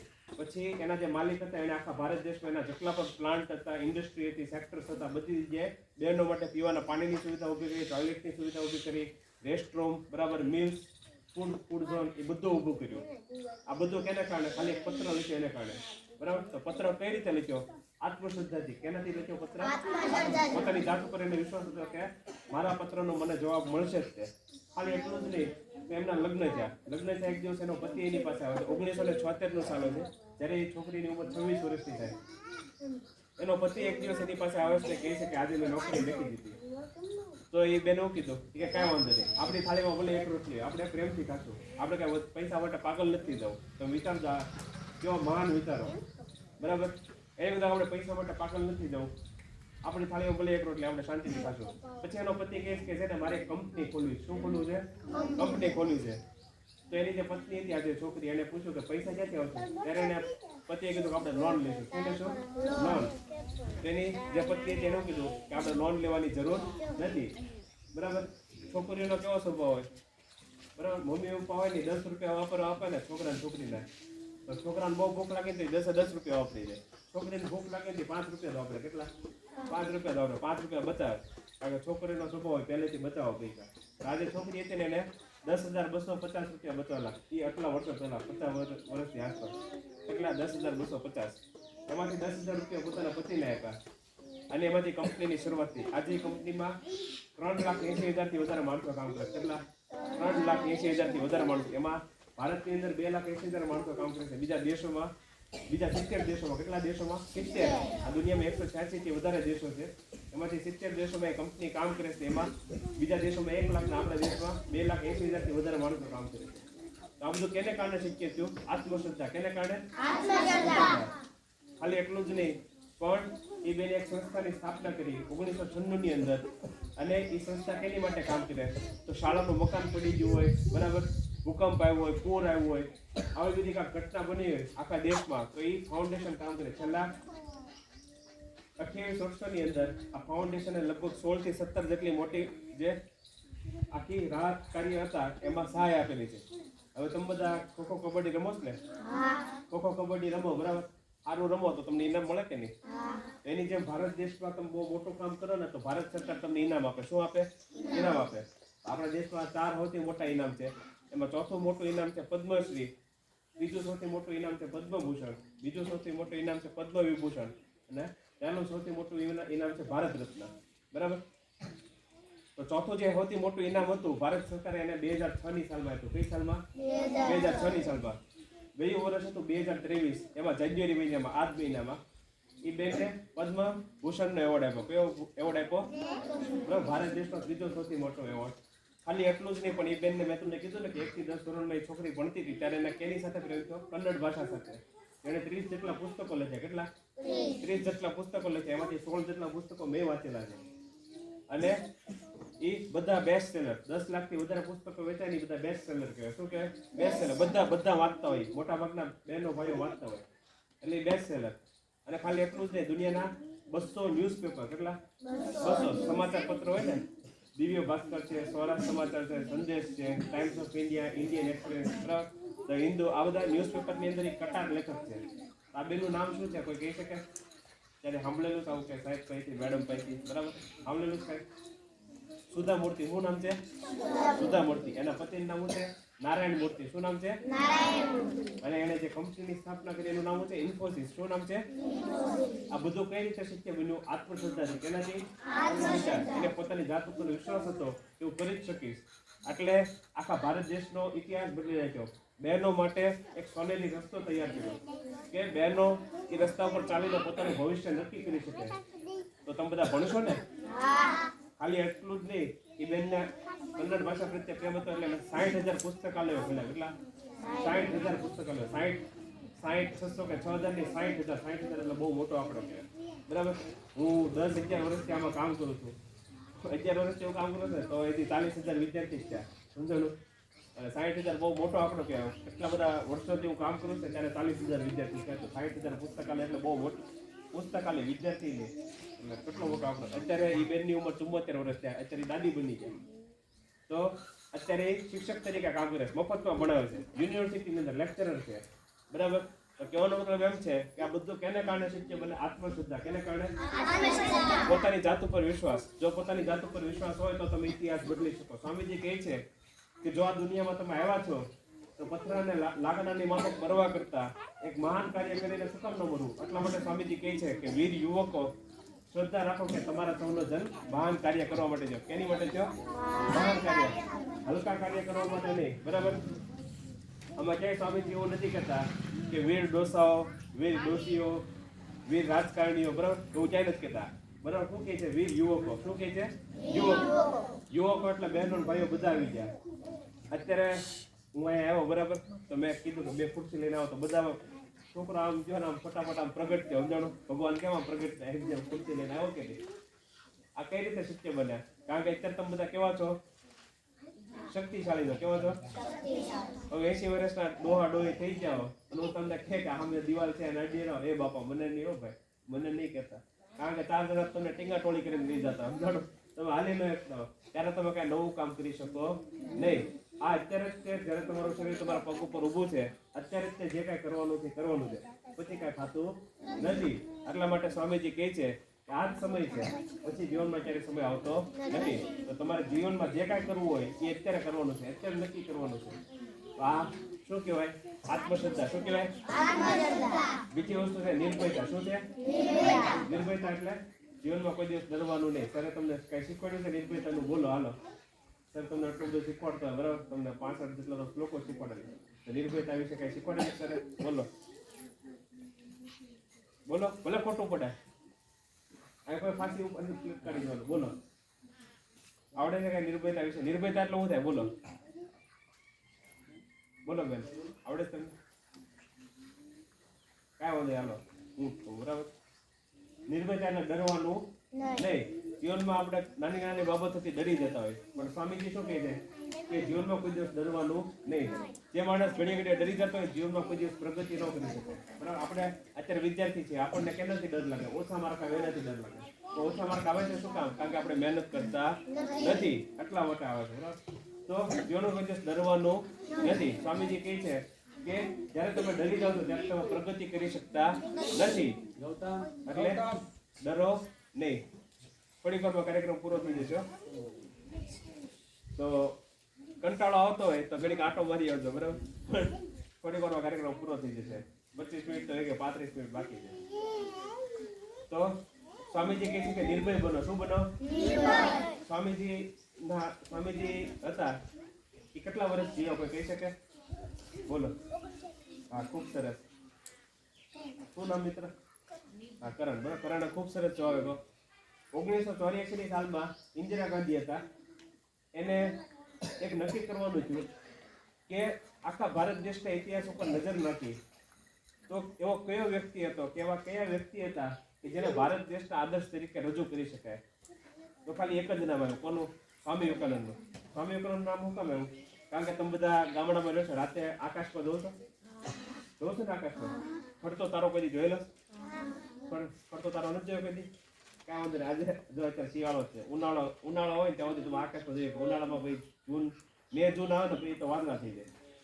પણ હજી 3-4 મહિને છે. રાતે છે ને તો ખેતરમાં ઘરે હોય ને તો બહાર આવીને ઘડીક આમ જોવો, અંધારું હોય ને ત્યારે તમને ઘણા બધા તારા દેખાશે. કારણ કે લાઇટ ઓછી હોય. શહેરમાં તો લાઇટ ઓછી હોય તો તારા વધે. તો અહીંયા ચોખ્ખું વાતાવરણ છે, અહીંયા ધુમાડો નથી, પોલ્યુશન નથી. તો રાતે આકાશમાં જોજો, ઘડીક જોવાનું 5-10 મિનિટ, બહુ વધારે નહીં જોવાનું કે તારો કે ખરે છે કે કોઈ તારો ફરતો જોયેલો? એક વિદ્યાર્થી નહીં? કોઈ નહીં? હા, એક બે બેન. હા, ખૂબ સરસ. હાલો. બરાબર? તમે બધા જોજો કે ગામડામાં રહેવાના અમુક ફાયદા છે. શું ફાયદા છે એવું તમને થોડીક વારમાં કહું. સમજાણો? શહેરમાં રહેવાના આવો કઈ ફાયદા નથી. ગામડામાં રહેવાના અમુક ફાયદા છે. તો ગામડામાં જતો રાતે તમને તારા દેખાય, ફૂલ તારા દેખાય, બધા દેખાય. સમજાણો? શુક્ર દેખાય ને શનિ દેખાય ને બધું દેખાય. ગુરુનો તારો દેખાય. બરાબર? તો રાતે તમે ફરતો તારો આ 2-3 બહેનો ભાઈઓ જોઈ લો. બરાબર? તો તારો કેટલી સેકન્ડ માટે કરે? 2-3 સેકન્ડ માટે કરે કે 1-2 કલાક માટે કરે? બોલો. 2-3 સેકન્ડ માટે કરે ને? હજી તમે આમ જો ત્યાં ખરી ગયો ને તારો. બરાબર? હવે તારો તો ત્યાં 1-2 કરોડ વર્ષો પહેલા ખરી ગયો હોય તો એનો પ્રકાશ અહીંયા પૃથ્વીથી પગે, એ બધું વિજ્ઞાન છે. આપણે 2-3 કરોડ વર્ષ પછી દેખાય. એટલે આજે તારો અત્યારે તમને એવું લાગે કે અત્યારે ખરી ગયો, પણ એ 2-3 કરોડ વર્ષ પહેલા ખરી ગયો. કેટલા બધા વર્ષો પહેલા. તો તારો 1-2 સેકન્ડ માટે કરે. કેટલી સેકન્ડ માટે? 2 સેકન્ડ. તો ઇન્દિરા ગાંધી એવું જોયું કે આખા ભારત દેશમાં નજર કરી તો એક વ્યક્તિનું નામ આવ્યું, સ્વામી વિવેકાનંદ. હું કામ? કારણ કે સાવ નાની ઉંમર. આ મિત્ર કરણ છે એને નામ આપ્યું કે 39 વર્ષ. કેટલા? 39 વર્ષ 5 મિનિટ અને 24 દિવસ જીવ્યા. કેટલું સ્વામીજી? 39 વર્ષ 5 મિનિટ અને 24 દિવસ. સાવ નાની ઉંમરમાં એ મહાસમાધિ પામ્યા. બરાબર? શરીર છોડી દીધું. એટલે એને જોયું કે નાની ઉંમરમાં જેને વીજળી ગતિથી કાર્ય કર્યું. કેવી ગતિથી? વીજળી ગતિથી. બરાબર? હજી તમે આમ જોવો ને ત્યાં કાર્ય પૂરું થઈ ગયું હોય. 39 વર્ષ એટલે કાંઈ ન કહેવાય. એ કયો સમય હતો? જ્યારે મોબાઈલ નહોતો, ટેલિફોન નહોતું, તાર હતા ખાલી. અને અહીંથી પત્ર લખો તો 4 મહિના થાય. અમેરિકા કે યુરોપ પહોંચતા. અત્યારે તો તમે અમેરિકા જવું હોય અત્યારે પ્લેનમાં બેઠો 18 કલાકથી અમેરિકામાં પહોંચતા. અત્યારે એટલું ઝડપી થઈ ગયું. 18 કલાકમાં અમેરિકા પહોંચી ગયા. પણ આ તો એ સમયની વાત છે જ્યારે પ્લેન નહોતા, બસ નહોતી, ખાલી વાહનમાં જઈ એક હતું. તો ત્યારે સ્વામીજીએ વીજળી ગતિથી કાર્ય કર્યું. કેવી ગતિથી? વીજળી ગતિથી. સ્વામીજીનો અંત સમય હતો. 39 વર્ષ પૂરા થવા હતા. મહાસમાધિ નજીક હતી. ત્યારે કોકે એના શિષ્યએ પૂછ્યું કે સ્વામીજી તમારા જીવનનો સૌથી મુખ્ય સંદેશ શું છે? ત્યારે સ્વામીજીએ કીધું કે જો મારે ભારત દેશને એક જ શિક્ષણ આપવાનું તો એક જ શિક્ષણ આપો. કેવું છે? નિર્ભય બનો, ડરો નહીં. સ્વામીજી ખાલી એક જ વચ્ચે કીધું નિર્ભય બનો. બસ 2 શબ્દ, વાત પૂરી. આખા ભારત દેશમાં સ્વામીજી કહે કે જો મને અત્યારે નવું શરીર મળે, શક્તિશાળી શરીર મળે, કારણ કે સ્વામીજીએ ભયંકર સંઘર્ષ કરેલો. છેલ્લી લાકડીના ટેકે આવતા, ચાલી પણ ન શકતા, આટલો બધો સંઘર્ષ કર્યો. તો સ્વામીજીએ કીધું કે ભારત દેશમાં જો ફરીથી મને કોઈક સંદેશ પ્રસરાવવાનો કે તો એક જ વસ્તુ ફેલાવું આખા ભારત દેશમાં. અને શું? કે નિર્ભય બનો, ડરો નહીં. આપણે બીજો મુદ્દો છે નિર્ભયતા. નિર્ભયતા એટલે ડરો નહીં. સ્વામીજીનો જન્મ છે 12 જાન્યુઆરી 1863 દિવસે થયેલો. કઈ તારીખે? 12 જાન્યુઆરી 1863 દિવસે. તો કલકત્તામાં થયેલો, સિમુલિયા વિસ્તારમાં. એમનો જન્મ છે ત્યારે મકર સંક્રાંતિનો પુણ્ય દિવસ હતો. દર 100 વર્ષે મકર સંક્રાંતિ એક દિવસ પાછળ જાય. એ 19મી સદી હતી. 19મી સદીમાં 12મી જાન્યુઆરી, 20મી સદીમાં 13મી જાન્યુઆરી આપણે મકર સંક્રાંતિ અને 21મી સદીમાં આપણે 14 જાન્યુઆરીએ બરાબર થોડાક દિવસ પહેલા 10 દી પહેલા તે મકર પતંગ ચગાવ્યા થઈ હતી બરાબર. યુવા દિવસ ઉજવતો ને યુવા દિવસ. એના 2 દિવસ પહેલા સ્વામીજીની જન્મ જયંતિ હતી. તો સ્વામીજીનો જન્મ 12 જાન્યુઆરી 1863ના દિવસે થયો અને સ્વામીજી હાવ નાનું અમથું જીવન જીવ્યા. એના મમ્મી હતા ને મમ્મી, એનું નામ ભુવનેશ્વરી દેવી. શું હતું? એના મમ્મી પછી એને ભૂતની વાર્તા ન કહેતા. એના મમ્મી એને રામાયણ મહાભારતની જ વાર્તા કહેતા. આ સાહેબ તમને કેમ બધી વાર્તા કહે ને બધા શ્લોક સમજાવે એની જેમ એના મમ્મી તેને બધી ભૂતની વાર્તા ન કહેતા, એના રામાયણ મહાભારતની વાત કહેતા. 7 વર્ષની ઉપર બીજા ધોરણના વિદ્યાર્થી કેટલા છે? બીજા ધોરણ વાળા. હા જો તમે બધા બીજા વાળા છો ને આ તે રાખો. તો સ્વામીજી જ્યારે બીજા ધોરણમાં પહોંચ્યા ને એટલે 7 વર્ષની ઉંમર થઈ ને તમારી ઉંમર એટલે 7 વર્ષ છે. તમારી ઉંમરમાં તો સ્વામીજીને મહાભારત રામાયણ આખું મોઢે હતું. સમજાણું? અને સ્વામીજીને કેટલી શ્રદ્ધા હતી મેં તમને હમણાં આત્મશ્રદ્ધા કીધું ને. એકવાર એના મમ્મી ભુવનેશ્વરી દેવી હતા ને, એકવાર હનુમાનજીની વાર્તા કહેતા હતા. હનુમાનજીની વાર્તા કહેતા હતા ને તો સ્વામીજીને એટલું સાચું, એટલે નરેન્દ્રનાથ બરાબર, નાનપણનું નામ સ્વામીજીનું નરેન્દ્રનાથ દત્ત બરાબર. તો એને આટલું બધું સાચું લાગી ગયું કે સાંજે તો કેળાના ઝાડમાં વહી જાય. એટલે સાંજે એના મમ્મી વાર્તા કીધી, સવારે એના મમ્મીને કઈ ઘરેથી નીકળી જાય નરેન્દ્ર અને કેળાના ઝાડમાં વહી જાય. એને ખબર પડી કે હનુમાનજી ક્યાં રહે છે? કેળાનું વન હોય ને, કેળાનું જંગલ હોય ને ત્યાં રહે. તો સ્વામીજી ત્યાં બેસી જાય નરેન્દ્રનાથ દત્ત. સવારથી સાંજ સુધી બેસી રહ્યા. પછી તો એ થાકી જાય. પછી તે આવ્યા ને પછી એના મમ્મીએ કીધું તું ક્યાં હતો આખો દિવસ? બરાબર, તું ખાવાય ન આવ્યો? ત્યારે નરેન્દ્ર એવું કીધું હું તો ત્યાં કેળાના જંગલમાં હતો, હું હનુમાનજીની રાહ જોતો હતો. પણ હનુમાનજી આવ્યા નહીં. પછી નરેન્દ્રનાથ રોવા માંડ્યા. ત્યારે એના મમ્મીએ કીધું કે હનુમાનજી તો રામ ભગવાનના કામથી ક્યાંક બહાર ગયા છે. આટલી શ્રદ્ધા હતી, એટલો વિશ્વાસ હતો, સમજાણું? નાનપણથી જ છે. પછી આ નરેન્દ્ર જેમ જેમ મોટા થાય છે બરાબર, એક દિવસથી ઝાડવા ઉપર લટકતા હોય, ઊંડામાંથી હિંચકા ખાતા હોય. એક દાદા હતા, તમારે 3જા ધોરણમાં પાઠ આવશે કલ્ચર ચોપડી છે ને, તમારે 3જા ધોરણમાં કલ્ચરમાં પાઠ આવશે કે ઊંડા માથે લટકતા હતા. તો એક દાદા આવ્યા. દાદાએ કીધું કે એ નરેન્દ્ર હેઠો ઉતરી જાય, ઝાડવા ઉપર શું રહે છે? ભૂત રહે છે, બ્રહ્મ રાક્ષસ રહે છે. આવે છે ને? તો નરેન્દ્ર તો હેઠા ઉતરી ગયા ઝાડવા ઉપરથી અને દાદાને પૂછ્યું, દાદા કેમ ઝાડવા ઉપર નહીં ચડવાનું? બરાબર. તો દાદા એવું કીધું કે ઝાડવા ઉપર શું રહે છે? બ્રહ્મ રાક્ષસ રહે છે. શું રહે છે? બ્રહ્મ રાક્ષસ રહે છે, ભૂત રહે છે. એ તારી ડોક મળી નાખશે. હવે નરેન્દ્ર જીવનમાં કદી ભૂત વિશે સાંભળેલું નહીં, કારણ કે એના મમ્મી એને શું કહેતા? મહાભારત રામાયણની વાર્તા કહેતા, સાહેબ જેમ કે બરાબર. તો એને નવાઈ લાગી, ભૂત ભૂત વળી કેવું હોય? બરાબર. એના દાદાને સવાલ પૂછ્યો, ભૂત ક્યાં રહે છે? ભૂત કેવા કપડાં પહેરે છે? ભૂત શું કહે છે? મારે મળવું છે, મળાવો. દાદા હતા એ નરેન્દ્ર ડરાવ્યા હતા. દાદા ભાગી ગયા. આને ક્યાં મેં કીધું? સમજો, દાદા જેવા ભાગી ગયા એટલે નરેન્દ્ર ઝાડવા ઉપર ચડી જાય, હિંચકા ખાવા માંડ્યા. એના બધા ભાઈબંધ હતા નરીની, એ બધા રાડું પડવા માંડે, એ નરેન્દ્ર હેઠો ઉતરી જા, ઝાડવા ઉપર ભૂત રહે છે. શું રહે છે? ભૂત, બ્રહ્મ રાક્ષસ રહે છે. એ ડોક મળી રાખે. તો નરેન્દ્ર એવું કીધું કે આ ઝાડવા ઉપર ભૂત ભૂત કઈ રહેતું નથી. હું હાવ નાનો હતો ત્યારથી આ ઝાડવા ઉપર હિંચકા ખાઉં છું, આજ સુધી મેં કાંઈ જોયું નથી. બરાબર. તો સ્વામીજી શું કહે છે કે ચકાસણી કરો. શું કરો? ચકાસણી કરો. કોઈ પણ બાબતથી ડરી ન જાઓ. તમને ક્યાંક સાંભળવા મળ્યું, તમારા ભાઈબંધ કે બેનપણી કાંક કે તમારા મમ્મી પપ્પા કે આ પાઠ્યપુસ્તકમાં કાંક લખેલું હોય એટલે માની ન લો, ચકાસો. શું કરો? ચકાસો. જ્ઞાન મેળવવાનો આ એક જ રસ્તો છે. તમે ચકાસણી નહીં કરો, તમે 1 થી 5 ધોરણ આ શાળામાં ભણ્યા, તમને આ બધા શિક્ષકને મેડમે કેટલું બધું ભણાવ્યું છે, પણ તમે ઘણું બધું ભૂલી ગયા છે. એની પાછળનું કારણ શું? કારણ કે સ્વામીજી કહે છે કે જે જ્ઞાન આપણે ચકાસણી ન કરેલું હોય ને એ જ્ઞાન આપણને ભૂલાય છે. તો જ્ઞાનની ચકાસણી કરો. શું કરો? ચકાસણી કરો કે આ સાચું છે કે ખોટું. ગણિતમાં જ્યારે મેડમ કે સર દાખલા ગણાવતો હોય ને તો જવાબની બીજી રીતે હોય કે જવાબ કઈ રીતે મળી શકાય. બરાબર. તેને એવું કહેવાય ચકાસણી કરી. શું કીધું? ચકાસણી. ચકાસણી કરો ત્યારે તમને ખબર પડે કે આ સાચું છે કે ખોટું છે. નકર તો શું થાય? તમારું જ્ઞાન છે તમને ભૂલાઈ જાય. શું થાય? ભૂલાઈ જાય. તમે જે માહિતી મળ્યું છે કોઈ જ્ઞાન ભણેલી ને જે માહિતી મળેલી છે એ પણ ભૂલાઈ જાય. એટલે સ્વામીજી કહે કે લાંબા સમય માટે જો તમારે યાદ રાખવું હોય તો તમારે શું કરવું પડે? ચકાસણી. અને ચકાસણી તમે ક્યારે કરી શકો? ત્યારે તમે નિડર હો, ત્યારે ડરતા ન હોય ત્યારે. હવે જો અત્યારે 12:30 વાગ્યા બરોબર, બપોરના બરાબર. હા કે ના? અત્યારે 12:30 વાગ્યા બરોબર. તમે ઘડિયાળ નહીં પણ અહીંયા તમને દેખાડો. તમે બધા મને જોઈ શકો છો? હું તમને જોઈ શકું? મારો અવાજ તમને સંભળાય છે? બરાબર. પણ રાતે 12:30 વાગે તમને અહીં લઈને આવો ને અને ઝાડું છે હલ્યું હોય ને અવાજ આવે ને તમે બધા અડધા તો બેમાર થઈ જાય, એ ભૂત આવ્યું સમજાણો. અડધા ઉલટી થઈ જાય, અડધા તાવ આવી જાય, અડધા ટીંગા ટોળી કરીને લઈ જવું પડે સમજાણો દવાખાને. આવું કામ થાય કારણ કે તમારા દિમાગમાં પહેલેથી જ એટલો તો ડર નાખી દીધેલો છે. અને સ્વામીજી કહે કે ડરો નહીં, જીવનમાં કોઈ પણ બાબતથી ડરો નહીં. સમજાણું? એટલે ડરવાનું નથી. પણ ડરવાનું નથી એટલે એમ નહીં કે દાદાગીરી કરવાની એ હાલે નીકળ એવું બધું નહીં. સમજાણું? જે શક્તિશાળી માણસ નહીં કોઈ દાદાગીરી ન કરે. શું ન કરે?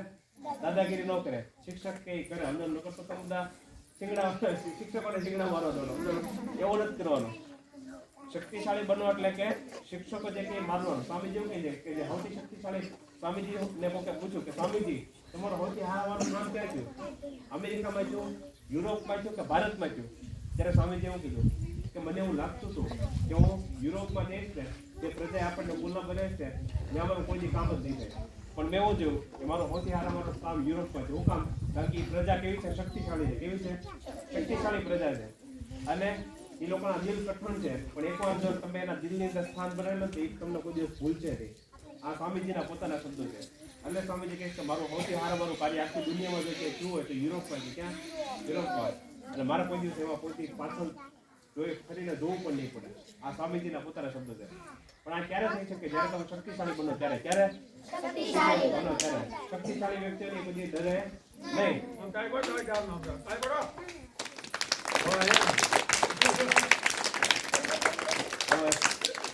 શક્તિશાળી બનવા માટે શું કરવું પડે? લાડવા પેંડા ખાવા પડે? તો બરફી ખાવી પડે? તો દાળ ઢોકળી ખાવી પડે?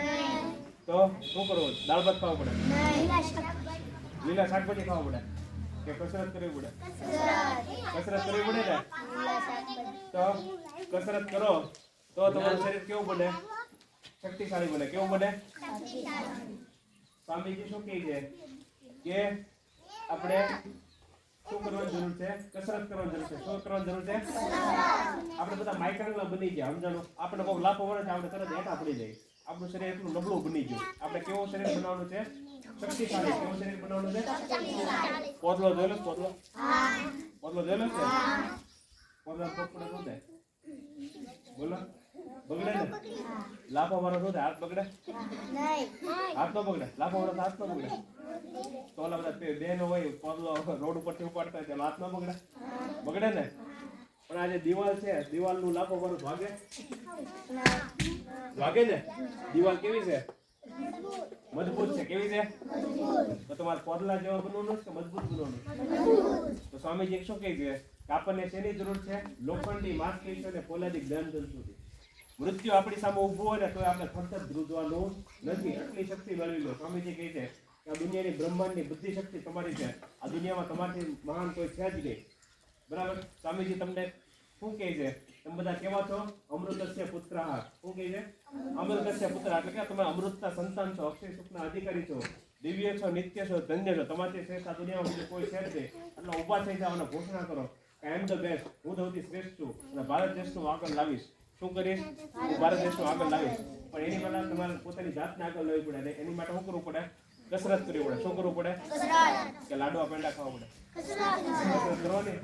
તો કસરત કરવાનું કે બરાબર વ્યાયામનો પીરિયડ આવે શિક્ષક કે દોડો તો દોડવાનું. હા કે ના? કે નહીં જવાનું? કે મંદિર આવવાનું? બરાબર? શિક્ષક કે મેડમ કે દોડો એટલે દોડવાનું. શું કરવાનું? દોડશે તો કોને ફાયદો થાય? હા. તમારું શરીર કેવું બનશે? હા. બરાબર? અત્યારે જો કાર્યક્રમ હાલે છે તો અમુક બેનો ભાઈ વાતો કરે. એ ઉંમર નાની છે એટલે વાત કરે. પણ સ્વામીજી એવું કહે છે બરાબર? સ્વામીજી એવું કહે કે જે લોકો સતત બોલ કરતા હોય પોતાની શક્તિ વાપરી નાખે. એ લોકોને શક્તિની કિંમત નથી. હવે એ લોકો અત્યારે કાંક ને કાંક નક્કી કરતા. તો બધા નાના બાળકો છે મોટા બાળકો હોય ને એ વાતો કરશે. હું તો કાર્યક્રમ એટલી બધી જગ્યા કરું તો હાથ બાર વળે ને એ છેલ્લે બેઠાની વાતો કરતા. ભાઈ અત્યારે છેલ્લે બેઠા ને એના ભાઈબંધને કે બેનપણીને જો તું કાલે જો આમ કરી નાખી. બીજા દિવસે પ્રાર્થના સભા હોય ને એને પૂછો તું તો કાલે એમ કરતો એમ કહે છે કામ કરી નાખે.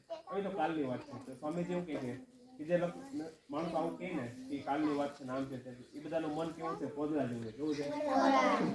એ લોકો જીવનમાં કઈ કરી ન હોય કે જેને જીવનમાં હકીકતમાં વાત કરવું છે એનું મન કેવું હોય? શક્તિશાળી હોય. કેવું હોય? કે મન કોનું શક્તિશાળી હોય? જેનું શરીર શક્તિશાળી હોય. બરાબર? એટલે શક્તિશાળી માણસ જીવનમાં કોઈ દિવસ ડરે નહીં. એટલે આપણો મુદ્દો છે નિર્ભયતા. ડરવાનું નથી. 4-5 ઘટનાઓ તમને કહું સ્વામીજીના જીવનમાંથી. સ્વામીજી એકવાર ફરતા પરિભ્રમણ કરતા વારાણસી પાઈ જાય. ક્યાં?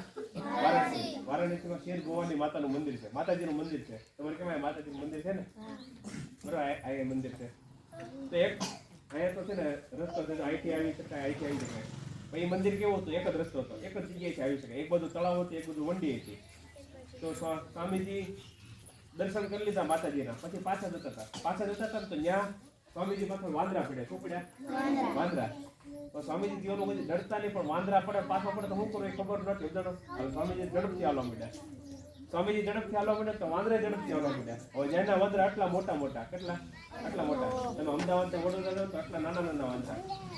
વારાણસીથી અયોધ્યા પાસે, અયોધ્યા રામ ભગવાન છે ને, રામ ભગવાન હનુમાનજી મહારાજ, તો જ્યાં હનુમાનજી મહારાજ થઈ ગયા એટલે આટલા મોટા વાંદરા. તો સ્વામીજી ઝડપથી હાલ્યા તો વાંદરા ઝડપથી હાલવા માંડ્યા. સ્વામીજીએ જોયું આ વાંદરા ઝડપથી હાલવા માંડ્યા. સ્વામીજી દોડવા માંડ્યા. સ્વામીજી દોડવા તો વાંદરા દોડવા માંડ્યા. વાંદરા દોડવા માંડ્યા ને એટલે જ્યાં એક સાધુ હતા 80-90 વર્ષ, એ રીતે સાધુ હતા કેટલા બધા વર્ષોથી ત્યાં વારાણસી, એને ખબર કે આ વાંદરા છે ને બધાને હેરાન કરે. એને સ્વામીજીને રાડ પડી, stop and face the brute. શું કીધું? Stop and face the brute. ઉભા રહ્યો અને દુષ્ટોનો સામનો કરો. તો સ્વામીજી ઉભા રહી ગયા અને આવી રીતે ઉભા રહ્યા. બરાબર? આવી રીતે જે તમને અહીંથી પુસ્તક મળશે ને, આ ફોટો જે ફોટો છે ને એ જ છે. બરાબર? આ પુસ્તક તમને મળશે થોડીક વારમાં. તો આ ફોટો છે એની આખી વાર્તા છે જે સ્વામીજી ન્યુયોર્કમાં કીધેલી. એ વાર્તામાં સ્વામીજી એવું કહે છે કે જ્યારે મુશ્કેલી તમારી પાછળ પડે, શું પડે? મુશ્કેલી તમારી પાછળ પડે તો એમાંથી ભાગવાની કોશિશ ન કરો.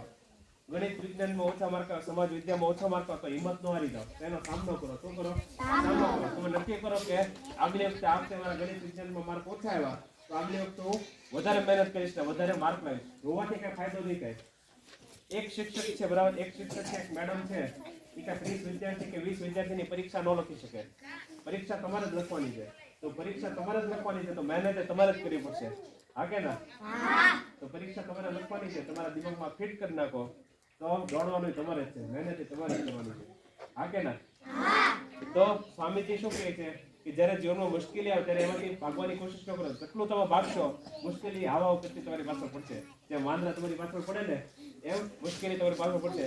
એની સામે ટટ્ટાર ઉભા રહ્યો. કેવા ઉભા રહ્યો? ટટ્ટાર ઉભા રહ્યો. એનો સામનો કરો એટલે મુશ્કેલી બધી ભાગી જશે. સ્વામીજી આવી રીતે ઉભા રહ્યા એટલે બધા વાંદરાની આંખમાં આંખ નાખીને જોયું તો બધા વાંદરા ગુમ થઈ ગયા. તો આ ઘટના ઉપરથી સ્વામીજી કહે છે કે જીવનમાં કોઈ દિવસ ડરો નહીં. ત્રીજી ઘટના છે, સ્વામીજી જ્યારે કાશ્મીરમાં હતા, બરાબર? જંગલનો વિસ્તાર હતો અને સ્વામીજીને ગુરુ હતા, એનું નામ છે રામકૃષ્ણ પરમહંસ. બરાબર? ખૂબ સરસ. શું નામ મિત્ર? દર્શિતભાઈ ખૂબ સારું નામ કીધું. રામકૃષ્ણ પરમહંસ. તો સ્વામીજીના ગુરુનું નામ છે રામકૃષ્ણ પરમહંસ. રામકૃષ્ણ પરમહંસે સ્વામીજીને યુગ કાર્ય આપ્યું. શું આપ્યું? યુગ કાર્ય. આવનારા હજારો વર્ષો સુધી, બરાબર, સ્વામીજીનું કાર્ય યુગ કાર્ય છે, બહુ મોટું કાર્ય છે.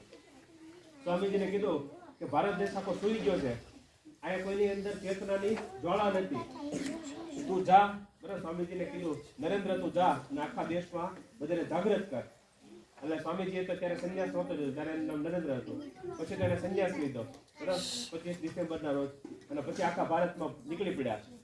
ક્યારેક રાજાને મળે, ક્યારેક રજવાડાને મળે, ક્યારેક કોઈક બહેનોને મળે, ક્યારેક ભાઈઓને મળે. બધાને કહે કે તમે દીકરીઓ માટે શાળા ચાલુ કરો, બહેનો માટે શિક્ષણ ચાલુ કરો.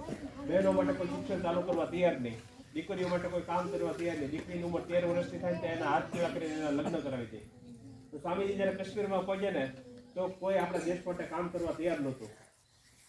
સ્વામીજી જ્યારે કાશ્મીરમાં પહોંચ્યા ત્યારે ભયંકર ભૂખ લાગી હતી, પીવાનું પાણી નહોતું, બરાબર? કેટલા બધા દિવસથી ખાવાનું નહોતું એટલે ભયંકર ભૂખ લાગી હતી. પગમાં છાલા પડી ગયા હતા અને એક ઝાડવાનો ટેકો હતો, ત્યાં બેસી ગયા. સ્વામીજી એવું જોયું કે સામેથી વાઘ આવે. શું આવે છે? વાઘ આવે છે. સ્વામીજીએ ભગવાનને કીધું કે હે ભગવાન, તમે જે મને કાર્ય આપેલું છે ભારત દેશને જાગૃત કરવાનું, એ મને કઈ થતું એવું લાગતું નથી. મને ભૂખ લાગી છે, આ વાઘને ભૂખ લાગી છે. તો હું તમને પ્રાર્થના કરું છું, આ વાઘ ભલે મને ખાઈ જાય. મારું શરીર વાઘની ભૂખ સંતોષવામાં તો કામ લાગશે ને. સ્વામીજી એને બેસી રહ્યા. થોડી વારમાં વાઘ આવ્યો અને સ્વામીજીને સૂંઘીને વયો ગયો. આ ઘટના ઉપરથી શું ખબર પડે કે સ્વામીજી જીવનમાં કોઈ દિવસ ડરતા નહીં. એકવાર સ્વામીજી અમેરિકામાં હતા તો અમેરિકામાં બધા કાઉબોય હોય. શું હોય? આપણે ગુજરાતીમાં એને ભરવાડ કહીએ. તો કાઉબોય હોય ને એ બધા જ્યાં ગોળ ટોપી પહેરે, હાથમાં બંદૂક રાખે, ગોલ બૂટ પહેરે અને ઘોડા ઉપર ફરે. એ બધા કાઉબોય ફરતા હતા ને તો સ્વામીજી એકવાર સભામાં હતા, એને વક્તવ્ય આપ્યું અને વક્તવ્યમાં કીધું કે જેણે ઈશ્વરના દર્શન કરેલા હોય ને, જેણે ભગવાન જોયેલા હોય ને એને જીવનમાં કોઈ દિવસ ડર ન લાગે. તો આ બધા કાઉબોય છે તને સાંભળી જાય. એ બધા કાઉબોય એવું નક્કી કર્યું કે સ્વામીજીને આપણા ગામડામાં બોલાવે. આવું એક ગામડું તેમાં એ બધા કાઉબોય છે સ્વામીજીને બોલાવે અને એક ટીપડા ઉપર સ્વામીજીને ઊભા રાખી દીધા અને સ્વામીજીને કીધું કે સ્વામીજી તમે તમારા ધર્મ વિશે બોલો. અને એ બધા કાઉબોય છે તને દૂર વહી જાય. એ બધા હાથમાં બંદૂક હતી. સ્વામીજી જેવું ભાષણ આપવાનું ચાલુ કર્યું ને એ બધા બંદૂક પરથી ગોળીઓ છોડવા માંડ્યા. અમુક ગોળીઓ મોઢા પાસેથી પસાર થાય, કાન પાસેથી પસાર થાય, હાથ પાસેથી પસાર થાય, પગ પાસેથી પસાર થાય. એ લોકો કલાક સુધી ગોળીઓ જ છોડતા રહ્યા. સ્વામીજીનું ભાષણ જેવું કર્યું છે ને એટલે એ બધા તાળીઓ પાડતા આવ્યા કે તમે જે બોલો છો એ સાચું બોલો છો. You are a great man. What you speak you do. તમે જે બોલો છો એવું કરો છો, બાકી કોઈ આવું કરી નથી શકતું. તમે હાથે મહાન પુરુષ છો, નિર્ભીક છો. કેવા છો? નિર્ભીક, નિડર છો. તમે ડરતા નથી. તો આપણે કેવા બનવાનું છે? લીડર બનવાનું છે. કેવા બનવાનું છે? એકવાર ન્યુયોર્કમાં હતા ને અમેરિકામાં, તો આજથી 150 વર્ષ પહેલા સ્વામીજીની સભા હતી. એમાં 7-8 હજાર બહેનો બેઠા હતા. એમાંથી પાછળથી એક બહેન ઊભા છે અને પૂછ્યું, સ્વામીજી બોલ્યા કે અરે ઓ સિંહો, તમે ઘેટા છે એવા બ્રહ્મને ખંખેરી નાખો. તો પાછળથી એક બહેન ઊભા છે એને પૂછ્યું, સ્વામીજી તમને એવું નથી લાગતું કે તમે ખોટું બોલો છો? ત્યારે સ્વામીજી એક વાર્તા કહી, સાંભળ્યું? હા કે ના? તો સ્વામીજી એવું કહે છે કે એકવાર શું હતું, એકવાર સિંહણ હતી. સિંહણના પેટમાં સિંહનું બચ્ચું હતું. સિંહણ હતી એને નદીની ઓલી બાજુ જવું હતું. તો સિંહણ જેવો ઠેકડો મારવા ગઈ ને એના પેટમાં જે સિંહનું બચ્ચું હતું ને એ બહાર આવી ગયું અને સિંહણ જઈને મરી ગઈ. આ બધું ઘેટાનું ટોળું હતું. ઘેટાનું ટોળું હતું ને એ આવ્યું અને ઘેટાના ટોળામાં સિંહનું બચ્ચું હતું ને એ મળી ગયું. ઘેટા શું કરે? બોલો, ઘેટા શું કરે? ઘાસ ખાય ને અને બે કરે ને. તો આજે સિંહનું બચ્ચું હતું ને એ ઘેટાને યારે મળી ગયું અને બે કરવા માંડ્યું, ઘાસ ખાવા માંડ્યું. એક દી સિંહ હતો ને શિકાર કરવા આવ્યો. સિંહ વિચારવા પડ્યું કે લે આ કેવું આશ્ચર્ય, સિંહ છે ને ઘાસ ખાય છે અને બે કરે છે. એને કીધું લે આયો તું સિંહ છો? ઓલો કે બે કારણ કે આટલા બધા વર્ષથી એને બે જ કીધું સમજાડો. ઓલો સિંહ કે આને વિશ્વાસ નતો તો હું કહું છું આ સિંહ છે. હા, પછી એને એવું કીધું કે તું મારી યાર હાલ સમજાડો.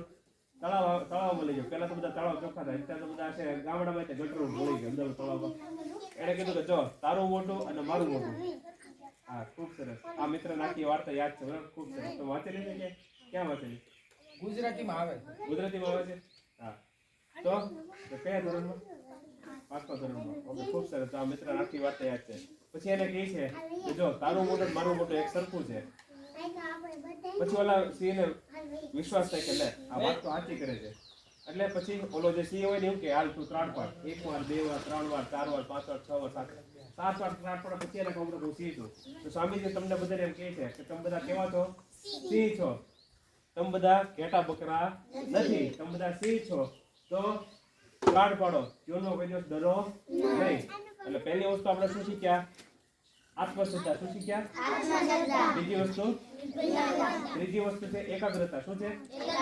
બરાબર. એકાગ્રતા પૂરી થશે 4 કલાક થઈ જશે. આપણે 3 જ મુદ્દા શીખશું બરાબર. તો ત્રીજી વસ્તુ છે એકાગ્રતા. સ્વામીજી શું કહે છે કે 2 છોકરા અને 2 છોકરી છે. એક છોકરો કે છોકરી છે એનો ક્લાસમાં પહેલો નંબર આવે, વર્ગખંડમાં પહેલો નંબર આવે. બીજો છોકરો કે છોકરી છે એનો ક્લાસમાં છેલ્લો નંબર આવે. બરાબર. એની પાછળનું કારણ શું? તો અહીંયા પહેલો નંબર કોનો આવે છે? પહેલો નંબર કોઈ બેન ભાઈનો આવે છે ક્લાસમાં? મિલન કોણ છે? મિલન. ઓકે, આ મિલન. અને છેલ્લો નંબર કોનો આવે છે? બરાબર. અમે જો કે સાહેબ નંબર આપતા જ નથી. હા, ગ્રેડ આવી હા, ગ્રેડ આવી જાય બરાબર. પણ જેને બહુ ભણવામાં તકલીફ પડતી એવું કોઈ છે? હમણાં કીધું ડરો નહીં બરાબર. હાથ તો કરો. મેં હમણાં ન કીધું તમારી બધીની વચ્ચે કીધું હું ખોટ વિદ્યાર્થી હતો બરાબર. જલ્દી યાદ ક્યાં કાંઈ વાંધો નહીં. હાલો મિલનનું નામ આવી જાય ને હું મિલનનું ઉદાહરણ આપું. હાલો જો સ્વામીજી શું કહે છે કે જો હોશિયાર વિદ્યાર્થી હોય ને એનું ધ્યાન ક્યાં હોય? તો શિક્ષક જ્યારે બોર્ડ ઉપર ચોકથી લખતો હોય ને એનું ધ્યાન યાદ હોય બરાબર. મિલનનું ધ્યાન ક્યાં હોય? શિક્ષક જ્યારે લખાવતા હોય ને ત્યારે એનું ધ્યાન ચોક ઉપર જ હોય. મેડમ લખાવતા હોય ત્યારે. પણ જ્યારે બહુ તકલીફ પડતી બરાબર એનું ધ્યાન ક્યાં હોય? ઈચ્છાની બેઠો બેઠો છે ને કાગળિયાને શું બનાવતો હોય? બોટ બનાવતો હોય, કાં એરોપ્લેન બનાવતો હોય, સમજાણું, કાં કાગળિયાને ડૂચા વાળતો હોય, કાં પછી લીટા કરતો હોય. આવું શું કામ? કારણ કે એને ભણવામાં રસ નથી. એને ભણવામાં રસ શું કામ નથી? હું નવો શિક્ષક તરીકે લાગે ને ત્યારે આવું કોઈ કરે ને તો સીધો એક લાફો જ મારી દે. એ તને ભણવામાં રસ નથી. તો જેમ જેમ સ્વામીજીના પુસ્તક વાંચ્યા એની પછી ખબર પડી કે એની પાસે શું નથી? એકાગ્રતા નથી. એકાગ્રતા નથી એટલે એને ભણવામાં રસ પડતો નથી. પણ આજે મિલન જેવા વિદ્યાર્થીઓ હોય જેનો પહેલો નંબર આવતો હોય, કાં જે ભણવામાં હોશિયાર હોય બરાબર, એની પાસે શું હોય? એકાગ્રતા વધારે હોય. સ્વામીજી શું કહે છે કે એકાગ્રતા જીવનનું સારભૂત તત્વ છે. હોશિયાર વિદ્યાર્થી અને ખોટ વિદ્યાર્થી વચ્ચે શેનો ફેર હોય? એકાગ્રતાનો. શેનો ફેર હોય? એકાગ્રતાનો. ગરીબ માણસ અને અમીર માણસ વચ્ચે શેનો ફેર હોય? એકાગ્રતાનો. ગરીબ માણસની પાસે એકાગ્રતા ઓછી હોય, અમીર માણસ પાસે એકાગ્રતા વધારે હોય. બરાબર. પછી સફળ વ્યક્તિ અને નિષ્ફળ વ્યક્તિ. સફળ વ્યક્તિ પાસે એકાગ્રતા વધારે હોય, નિષ્ફળ વ્યક્તિ પાસે એકાગ્રતા ઓછી હોય. તમે બધા ક્રિકેટ જોવો છો? ક્રિકેટ ટીવી જોવો ને? ટીવીમાં આપણા દેશમાં કોણ કોણ ક્રિકેટ રમે? ચાલો તો એક બેન નામ બોલો તો. આ બોલો તો બેન. આ ખૂબ સરસ. આ સૂર્યકુમાર યાદવ. બોલો મિત્ર. બોલો. વિરાટ કોહલી. હા, ખૂબ સરસ. બરાબર. હા, રોહિત શર્મા. હા, બરાબર. તમને બધાને ક્રિકેટરના નામ યાદ છે? તમે ક્રિકેટ જોવો ને? તો ક્રિકેટમાં હવે પછી ક્રિકેટ જોવું તો શું જોવાનું? તમે જોયું હશે ક્રિકેટમાં સ્ટેડિયમ બહુ મોટું હોય કે નહીં? કેટલા બધા માણસો રાડ્યું પડતા હોય ને, ધોની, કોહલી રાડ્યું પડતા હોય ને, 6 મારો 6 મારો એ બધી રાડ્યું પડતા ને. તમે વિચાર કરો કે આખું સ્ટેડિયમ ભરેલું છે. બરાબર. આખું સ્ટેડિયમ ભરેલું છે. 1 લાખ 2 લાખ માણસો બેઠા. કેટલા? 50 60 65 થી 75 તમારે 50 60 વિદ્યાર્થી બેઠો છો. ત્યાં 1 2 લાખ માણસો બેઠો હોય, બધા રાડ્યું પડતા હોય. 6 મારો 4 માર્યો ને કેટલા બધા પાણીની બોટલ ખાલી છે એ ઉડાડતો હોય. સમજો. તમે વિચાર કરો હવે ત્યાં કેટલું મોટું ટીવી હોય ખબર? આ તમારે જો આટલું છે ને, આટલું મોટું તો ખાલી ટીવી હોય. બરાબર. હવે ત્યાં એ ટીવી ઉપર તમે ટીવીમાં જોતો તો ત્યાં ટીવી તમને ખાલી એટલું ટચુકડું જ દેખાતો હોય. તમે બધી મેચ જો, હું ગયેલો મેચ જો, ત્યાં ટીવી બહુ વિશાળ હોય. એ ટીવી ઉપર જે ક્રિકેટર હોય ને, બેટ્સમેન કે બોલર હોય એનો ચહેરો દેખાડે. હવે અહીંયા જોવા બરાબર, ક્રિકેટર હોય વિરાટ કોહલી રમતો હોય કે સુરેશ રમતો હોય, તે કાંઈ જોવાનું ને તો કેવો સારો દેખાવ ઉંદાડો એવું બધી જોવાનું એવું જોવાનું તો આઉટ થઈ જાય. બોલ નાખે તરત આઉટ થઈ જાય. તમે વિચાર કરો અહીંયા આવું કામ રમે ભારત દેશ માટે કે 1 2 લાખ માણસો જ્યારે રાડ્યું પડતા હોય. સમજો, 1 2 લાખ જ્યારે માણસો રાડ્યું પડતા હોય, ભયંકર અવાજ થતો હોય, ત્યારે એનું ધ્યાન ક્યાં હોય? દડા ઉપર. તો એ દડા ઉપર ધ્યાન ન રાખે તો એ આઉટ થઈ જાય કે નહીં? શૂન્ય રને વયો જાય પાછો. તો તમે વિચાર કરો સફળતા અને નિષ્ફળતા માટે શું જવાબદાર છે? એકાગ્રતા. શું જવાબદાર છે? એકાગ્રતા. એટલે આપણે જો આ મિલનભાઈ છે બરાબર, એનો ભણવામાં કામકાજ સારું છે. સરને એનું નામ યાદ છે. શું કામ? કારણ કે એ હરખી રીતે ભણે છે. બીજા બધાને નામ યાદ છે, પણ મિલનનું નામ સૌથી પહેલા સરના મોઢા પર હુકમ આવ્યું. તો હું શિક્ષક છું એટલે મને ખબર હોય કે જે વિદ્યાર્થી હોસ્ટેલ એનું નામ શિક્ષકના તમે સાથે 2 વાગે પૂછો તો ખબર હોય કે આ મિલન છે. તો એની વચ્ચે તમારી વચ્ચે શેનો ફેર છે? એકાગ્રતાનો. શેનો ફેર છે? તો હવે આપણે એક પ્રયોગ કરીએ. તૈયાર? બરાબર. આપણે એક પ્રયોગ કરીએ. ટટ્ટાર બેસો હાલો બધા. તમારો જમણો હાથ છે ને અહીંયા રાખો. 3 પ્રયોગ કરશો. બરાબર. 1 જ મિનિટમાં પતી જશે. હાથ અહીંયા રાખો. તમને આજે ઘણી બધી વસ્તુ શીખવા મળશે. તો તમારું ડાબુ નાક છે ને આ બાજુ છે. બરાબર. તમારું ડાબુ નાક આ બાજુ છે, તમારો ચહેરો આ બાજુ. એટલે તો ડાબા નાક પરથી કેટલા બહેનો ભાઈઓને શ્વાસ આવે છે? તમારું ડાબુ નાક આ બાજુ. જો આવી રીતે આમ એટલે ખ્યાલ આવે તમને શ્વાસ નાકમાંથી આવે. ડાબુ નાક તમારું ડાબુ નાક આ બાજુ છે. બરાબર. તમે આ બાજુ બેઠા છો એટલે ચહેરો રાખી. તો ડાબા નસકોરામાંથી કેટલા બહેનો ભાઈઓને શ્વાસ આવે છે? હમણાં જ કીધું ડરો નહીં. એકબીજા આવું જોઈશ કે કોક આટલું તો કરો કરું. આ ખૂબ સરસ. હાલો પછી આ પહેલો પ્રયોગ પૂરો. બરાબર. પછી બીજો પ્રયોગ ફરીથી અહીંયા યાદ રાખો. તમારું જમણું નાક. બરાબર. તમારું જમણું નાક આ બાજુ છે, તમારો ચહેરો આ બાજુ છે. એટલે જમણા નાક પરથી કેટલા બહેનો ભાઈઓને શ્વાસ આવે છે? ઘણા ભાગના, મોટા ભાગના. ખૂબ સરસ. હાલો ત્રીજો પ્રયોગ. બરાબર. આ બીજો પ્રયોગ પૂરો થઈ ગયો. ત્રીજો પ્રયોગ ફરીથી અહીંયા યાદ રાખો. બંને નાકમાંથી. બરાબર. બંને નાકમાંથી કેટલા બહેનો ભાઈઓને શ્વાસ આવે છે? બરાબર. ખૂબ સરસ. હાલો તો જો આ ત્રણેય પ્રયોગનો મતલબ હું છે એ તમને સમજાવું. તો સ્વામીજી તો હજી 150 વર્ષ પહેલા આવ્યા.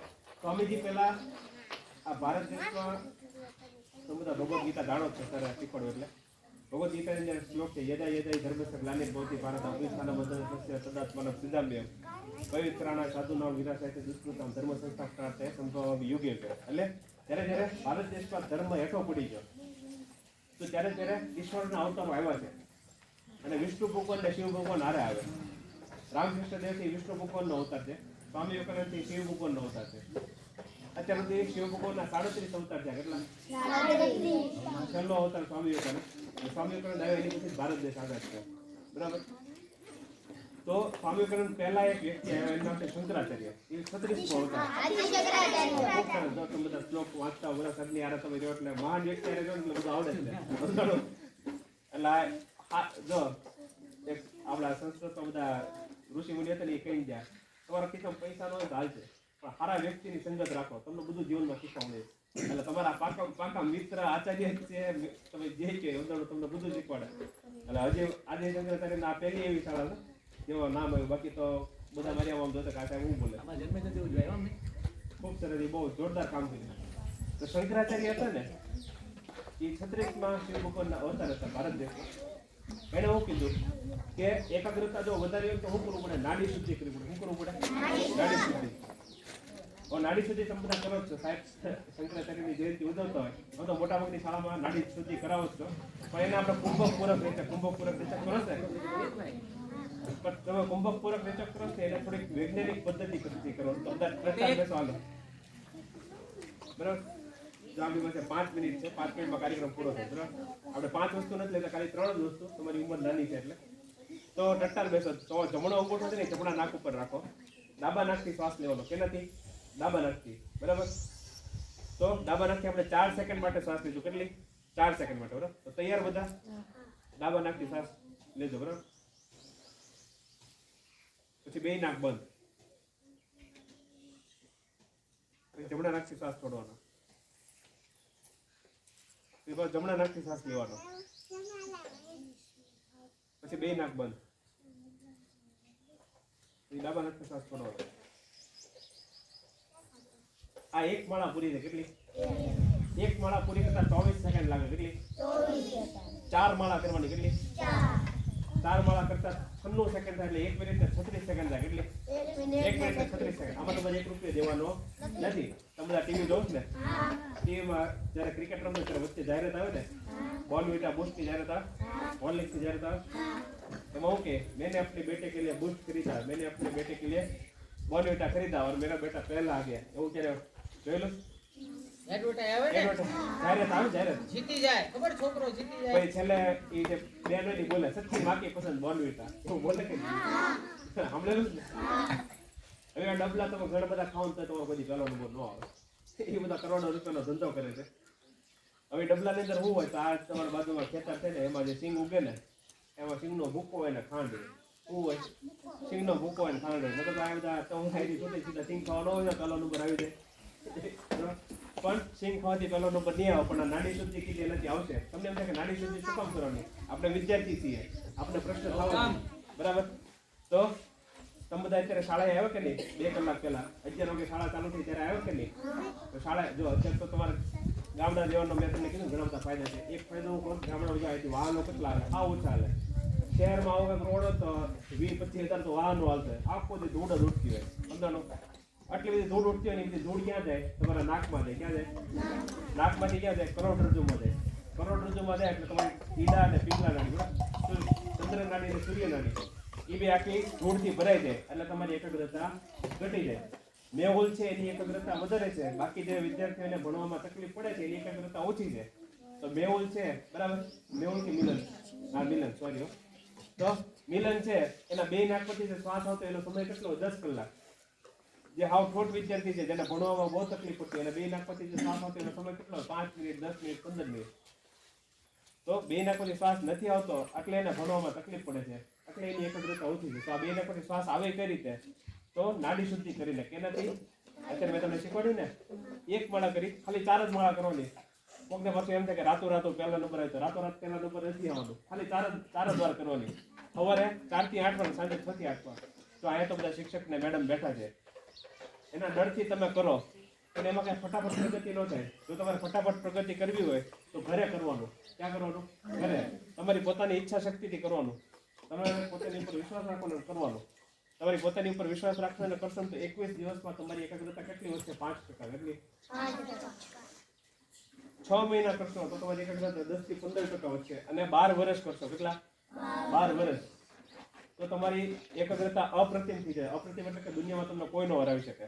હું તમને 1-2 ઉદાહરણ આપું. સ્વામીજી એકવાર અલવર ગયા. ક્યાં ગયા? અલવર, રાજસ્થાનમાં આવ્યું. અલવરના રાજા સામે ઉભા હતા, સ્વામીજી બેઠા હતા. સ્વામીજીએ ત્યાં રાજા જોતા હતા કે સ્વામીજી શું કરે છે. સ્વામીજી એક પુસ્તક લીધું, એક પાનું, બે પાના, બધા પાના ફેરવ્યા, પુસ્તક આ રહ્યું. બીજું પુસ્તક લીધું, એક પાનું, બે પાના, ત્રણ પાના, બધા પાના ફેરવ્યા, પુસ્તક. ત્રીજું પુસ્તક લીધું ને ત્યારે રાજા સામેથી હાલીને આવતા હતા. રાજાએ પૂછ્યું સ્વામીજીને કે સ્વામીજી તમે શું ગોતો છો, તમે કેવો હું તમને મદદ કરું. ત્યારે સ્વામીજી શું કીધું, હું કઈ ગોતતો નથી, હું તો પુસ્તક વાંચું છું. રાજા વિચારવા પડી જાય, કોઈ માણસ એટલું ઝડપથી થોડું પુસ્તક વાંચી શકે, પાના ફેરવતો એટલી ઝડપથી, તમે એટલું ઝડપથી વાંચી શકો છો? હું નથી વાંચી શકતો. પેલા તો હું બહુ ખરાબ રીતે વાંચતો, 10 કલાક વાંચીને ત્યારે એક પાનું માંડ યાદ રહી. કારણ કે ભણવા બેસે ત્યારે એમ થાય ઓલા ભાઈબંધનું શું થયું છે, ઓલી બેનપણીનું શું થયું છે, હું સાયકલ હલાવી આવું, હું મારા મમ્મીને મળી આવું, હું મારા શિક્ષકને મળી આવું, ઓલા શિક્ષક આજે હું કીધું હતું, શિક્ષક ખીજાણા હતા, આવા જ બધા વિચારો, ભણવાના વિચાર ન આવે. પણ સ્વામીજી તો આમ ફટાફટ પાના ફેરવતા હતા, અને પાના ફેરવતા ત્યાં આખું પુસ્તક વાંચી નાખ્યું. તો રાજાનું કીધું કે આ 2 પુસ્તકો તમે આવડા વાંચ્યા, તમારી આંખ સામે, આ 3જું પુસ્તક મેં એટલું વાંચ્યું, તમારે જે પ્રશ્ન પૂછો એ પૂછો. અને સ્વામીજીને જેટલા પ્રશ્ન પૂછે સ્વામીજીએ બધાના જવાબ આપ્યા એટલું જ નહીં, પણ પાના નંબર સહિત કયા ફકરામાં કઈ લીટીમાં કયો શબ્દ લખ્યો એ કહી દીધું. રાજા વિચારવા પડી જાય, કોઈ માણસ એટલું ઝડપથી કઈ રીતે વાંચી શકે. ત્યારે સ્વામીજીએ કીધું કે આ કેની શક્તિ છે, એકાગ્રતાની. કેની શક્તિ છે? એકવાર સ્વામીજીને પૂછ્યું, સ્વામીજી જો તમારે ફરીથી ભણવાનું હોય તો તમે શું કરો? તો સ્વામીજીએ એવું કીધું કે હું એક પુસ્તક વાંચું નહીં, હું સૌથી પહેલા શું કરું, મારી એકાગ્રતા વધારું. શું વધારું? હું મારી એકાગ્રતા વધારું, અને હું મારી પછી ઈચ્છા શક્તિથી આત્મશ્રદ્ધા શીખવાડી ને, તો ઈચ્છા શક્તિ એટલે વિલ પાવર છે. હું મારી ઈચ્છા શક્તિથી મારે જે પુસ્તક વાંચવું એ ફટાફટ વાંચી રાખું. હું કાંઈ 10 કલાક બગાડું નહીં, સૌથી પહેલા તો એકાગ્રતા વધારું. તમારે 8મા ધોરણમાં આવશે ને, 8મા ધોરણમાં એક પ્રયોગ આવે, બિલોરી કાચનો. બિલોરી કાચ હોય ને એ તમે સૂર્યના તંત્રમાં રાખો ને તો નીચે કાગળ રાખો તો હળગી જાય, એવો એક પ્રયોગ આવશે 8મા ધોરણમાં વિજ્ઞાનમાં. તો સ્વામીજી કહે કે જેવી રીતે આ સૂર્યના કિરણો છે એ વિખરાયેલા છે ને, તો એનાથી કાંઈ મહાન કાર્ય ન થઈ શકે. પણ જો એ સૂર્યના કિરણો બધા ભેગા થાય તો એનાથી કાગળિયું અગ્નિ ઉત્પન્ન થઈ શકે. તો એની જેમ તમારા મનની અંદર ભયંકર શક્તિ છે, કઈ પ્રચંડ શક્તિ છે, એનાથી મહાન કાર્ય કરી શકો. પણ આપણને ખબર નથી, કારણ કે આપણી મનની શક્તિ વિખરાયેલી છે. તો જો એ બિલોરી કાચની જેમ તમે એકાગ્ર કરી શકો ને તો તમે મહાન કાર્ય કરી શકો. તો સ્વામીજી કહે છે કે પહેલા બીજા ધોરણમાં જ્યારે બાળક આવે ને, તો બધા પહેલા બીજા ધોરણમાં હતા, આપણે સાહેબ જે મેડમ બેઠા હતી તો પાર્ટીમાં કહો લખતા શીખવાડે ને, આ કે ના? પણ તમે જ્યારે ત્રીજા ચોથા ધોરણમાં આવો તો આ રીતે બધા સાહેબ જે મેડમ છે ને તમને આખો અક્ષર લખતા શીખવાડે. કમલ રમે છે, ભમે છે, દોડે છે, બધું લખતા શીખવાડે ને. તમે વિચાર કરો, પહેલા બીજા ધોરણમાં તમારે એક શબ્દ બોલવામાં, એક અક્ષર લખવામાં તકલીફ પડતી, પણ ત્રીજા ચોથા ધોરણમાં આવ્યા એટલે તમારી એકાગ્રતા વધી. એકાગ્રતા વધી એટલે તમે આખો શબ્દ એકારે લખી શકો. બરાબર? 5મા કક્ષા, બરાબર, 5મા વાળા સર આવ્યો ત્યારે ઇંગ્લિશમાં લખતા હતા. બરાબર? તો 5મા કક્ષા અને 7મા 8મા વાળા હોય એ આખું વાક્ય એક સાથે લખી શકે. હું શાળાએ જઈ રહ્યો છું, મારા પિતાનું નામ આ છે. આ કઈ રીતે શીખી લીધું? એકાગ્રતા વધી એટલે એનાથી સ્વામીજી શું કહે છે કે આ દુનિયામાં 95 થી 98% માણસો છે ને એ પોતાની એકાગ્રતા આટલી જ વધારે, એનાથી વધારે વધતી નથી. પણ એક શક્યતા એવી પણ છે કે જો તમે એકાગ્રતા વધારો તો એક સમય એવો આવે કે તમે એકવાર જે પાનું વાંચ્યું ને તમને આખી જિંદગી યાદ રહે, આખી જિંદગી. અત્યારે તમારી મારી હાલત કેવી છે કે 10 કલાક બેસે ત્યારે માંડ એક પાનું વાંચીએ, એ હાથું તો યાદ જીવન ન હોય, કયા પાનામાં હું લીધું એ ભૂલાઈ ગયું. તો એકાગ્રતા વધારો ને તો તમારે યાદશક્તિ વધે. બરાબર? તો 4 વાર નાડી સુધી કર્યા પછી શું કરવાનું છે? 4 વાર નાડી સુધી કર્યા પછી આવી રીતે હાથ રાખવાના. કેમ હાથ રાખવાના? આમ હાથ રાખવાના, ગોઠણ ઉપર હાથ રાખવાના. હા, જ્ઞાન મુદ્રા. આનું નામ જ્ઞાન મુદ્રા એવું છે ને, શું કામ કે એ પછી બહુ લાંબી વાત છે, પણ એ થોડી પછી લેવું, બીજો કાર્ય નહીં શકાય. તો આવી રીતે હાથ રાખવા પછી આંખ બંધ કરવાની. શું કરવાનું? આંખ બંધ કરવાની. અને આંખ બંધ કરી પછી શું કરવાનું? તો તમારે વિચારવાનું છે. આંખ બંધ કરો, ભૂકંપ નથી થવાનું, હું ઊભો છું. તો આંખ બંધ કરી પછી શું કરવાનું? તમારે વિચારવાનું. બરાબર? તમારે જોવાનું છે કે તમને કેવા વિચાર આવે, સારા વિચાર આવે છે, ખરાબ વિચાર આવે છે, ફરવા જવાના વિચાર આવે છે, બરાબર, રમવા જવાના વિચાર આવે છે, લસણપટ્ટી ખાવાના વિચાર આવે છે, હિંચકા ખાવાના વિચાર આવે, સાહેબને મળવાના વિચાર આવે છે, મેડમને મળવાના વિચાર આવે છે, ખેતરે જવાના વિચાર આવે છે, તમારા મમ્મી પપ્પાને મળવાનો, જે કાંઈ વિચાર આવે ને ખાલી જોવાના. કેટલી મિનિટ? 2 મિનિટ. કેટલી મિનિટ? 2 મિનિટ. હવે બધા આંખ ખોલી નાખો. દરરોજ ખાલી એટલું કરવાનું. 4 વાર નાડી શુદ્ધિ કરવાની, એમાં 1 મિનિટ ને 36 સેકન્ડ લાગે, અને 2 મિનિટ ખાલી આવી રીતે આંખ બંધ કરીને જોવાનું કે તમને કેવો વિચાર આવે. ખાલી જો આટલું કરો 3 મિનિટ ને 36 સેકન્ડ થાય. કેટલી? 3 મિનિટ 36 સેકન્ડ. આમાં 1 રૂપિયા તમારે ખર્ચવાનું નથી, તો તમારી એકાગ્રતા ફટાફટ વધે. આ અને બેઝિક મેડિટેશન ટેકનિક શું કહેવાય? એટલે ગુજરાતી મને સામાન્ય ધ્યાનની પદ્ધતિ. સમજાણું? ખાલી જો તમે આટલું કરો, 12 વર્ષ કરશો તો તમારી મેધાશક્તિ અપ્રતિમ થઈ ગઈ છે. તમારા ખિસ્સામાં ભલે 1 રૂપિયો હોય. જો સ્વામીજી હતા ને એ સંન્યાસી હતા. શું હતા? એ સાધુ હતા. સાધુ હોય ને એના ખિસ્સામાં 1 રૂપિયો ન હોય. એની પાસે બેંક ખાતું ન હોય, બેંક બેલેન્સ ન હોય, જમીનનો ટુકડો ન હોય, કાંઈ ન હોય. તો આજે સ્વામીજીની જન્મ જયંતિ દુનિયાના મોટાભાગના દેશો, મુસ્લિમ દેશો ઉજવે છે. શું કામ? કારણ કે સ્વામીજી પાસે કેવા વિચારો હતા? શક્તિશાળી વિચારો હતા. કેવા? તો તમારા વિચારો પણ શક્તિશાળી બનશે, પણ કેનાથી? આત્મશ્રદ્ધાથી, નિર્ભયતાથી અને એકાગ્રતાથી. બરાબર? આપણે આટલું રાખીએ. જય હિન્દ, જય ભારત. બરાબર? કાર્યક્રમ પૂરો.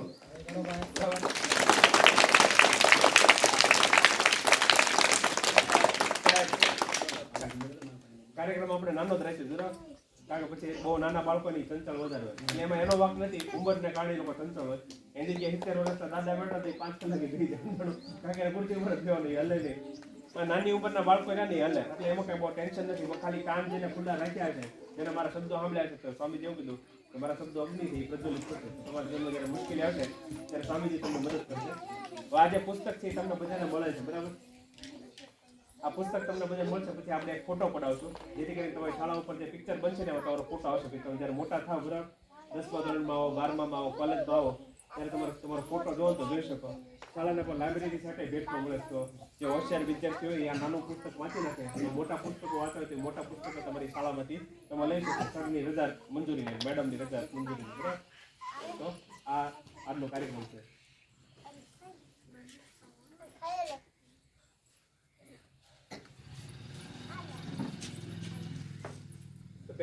પહેલું ધોરણ છે ને, બધાને આપવા માટે ફટાફટ. પાંચમા વાળાને તું આપી. અલ્પેશ તું ચોથા વાળાને આપી. બધાને આપવા માટે. તું ત્રીજા વાળાને.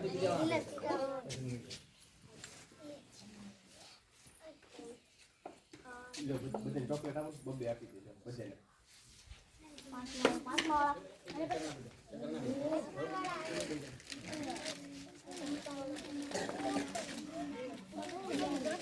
બધાને ચોકલેટ આપો, બબ્બે આપો.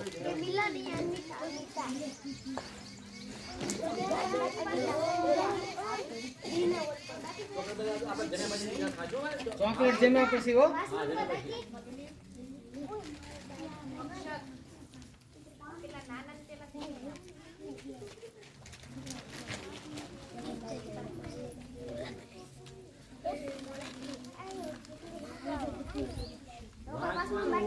સમજવાનું અને વિચારવાનું.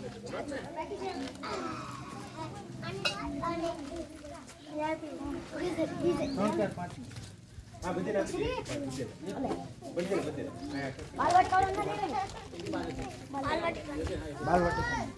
બીજા વાળા અહીં આવતા રહ્યો. બીજા વાળા આ બાજુ આવતા. બીજા ધોરણ વાળા આ બાજુ આવતા રહ્યો. લઈ જાઓ. વાંચવાની.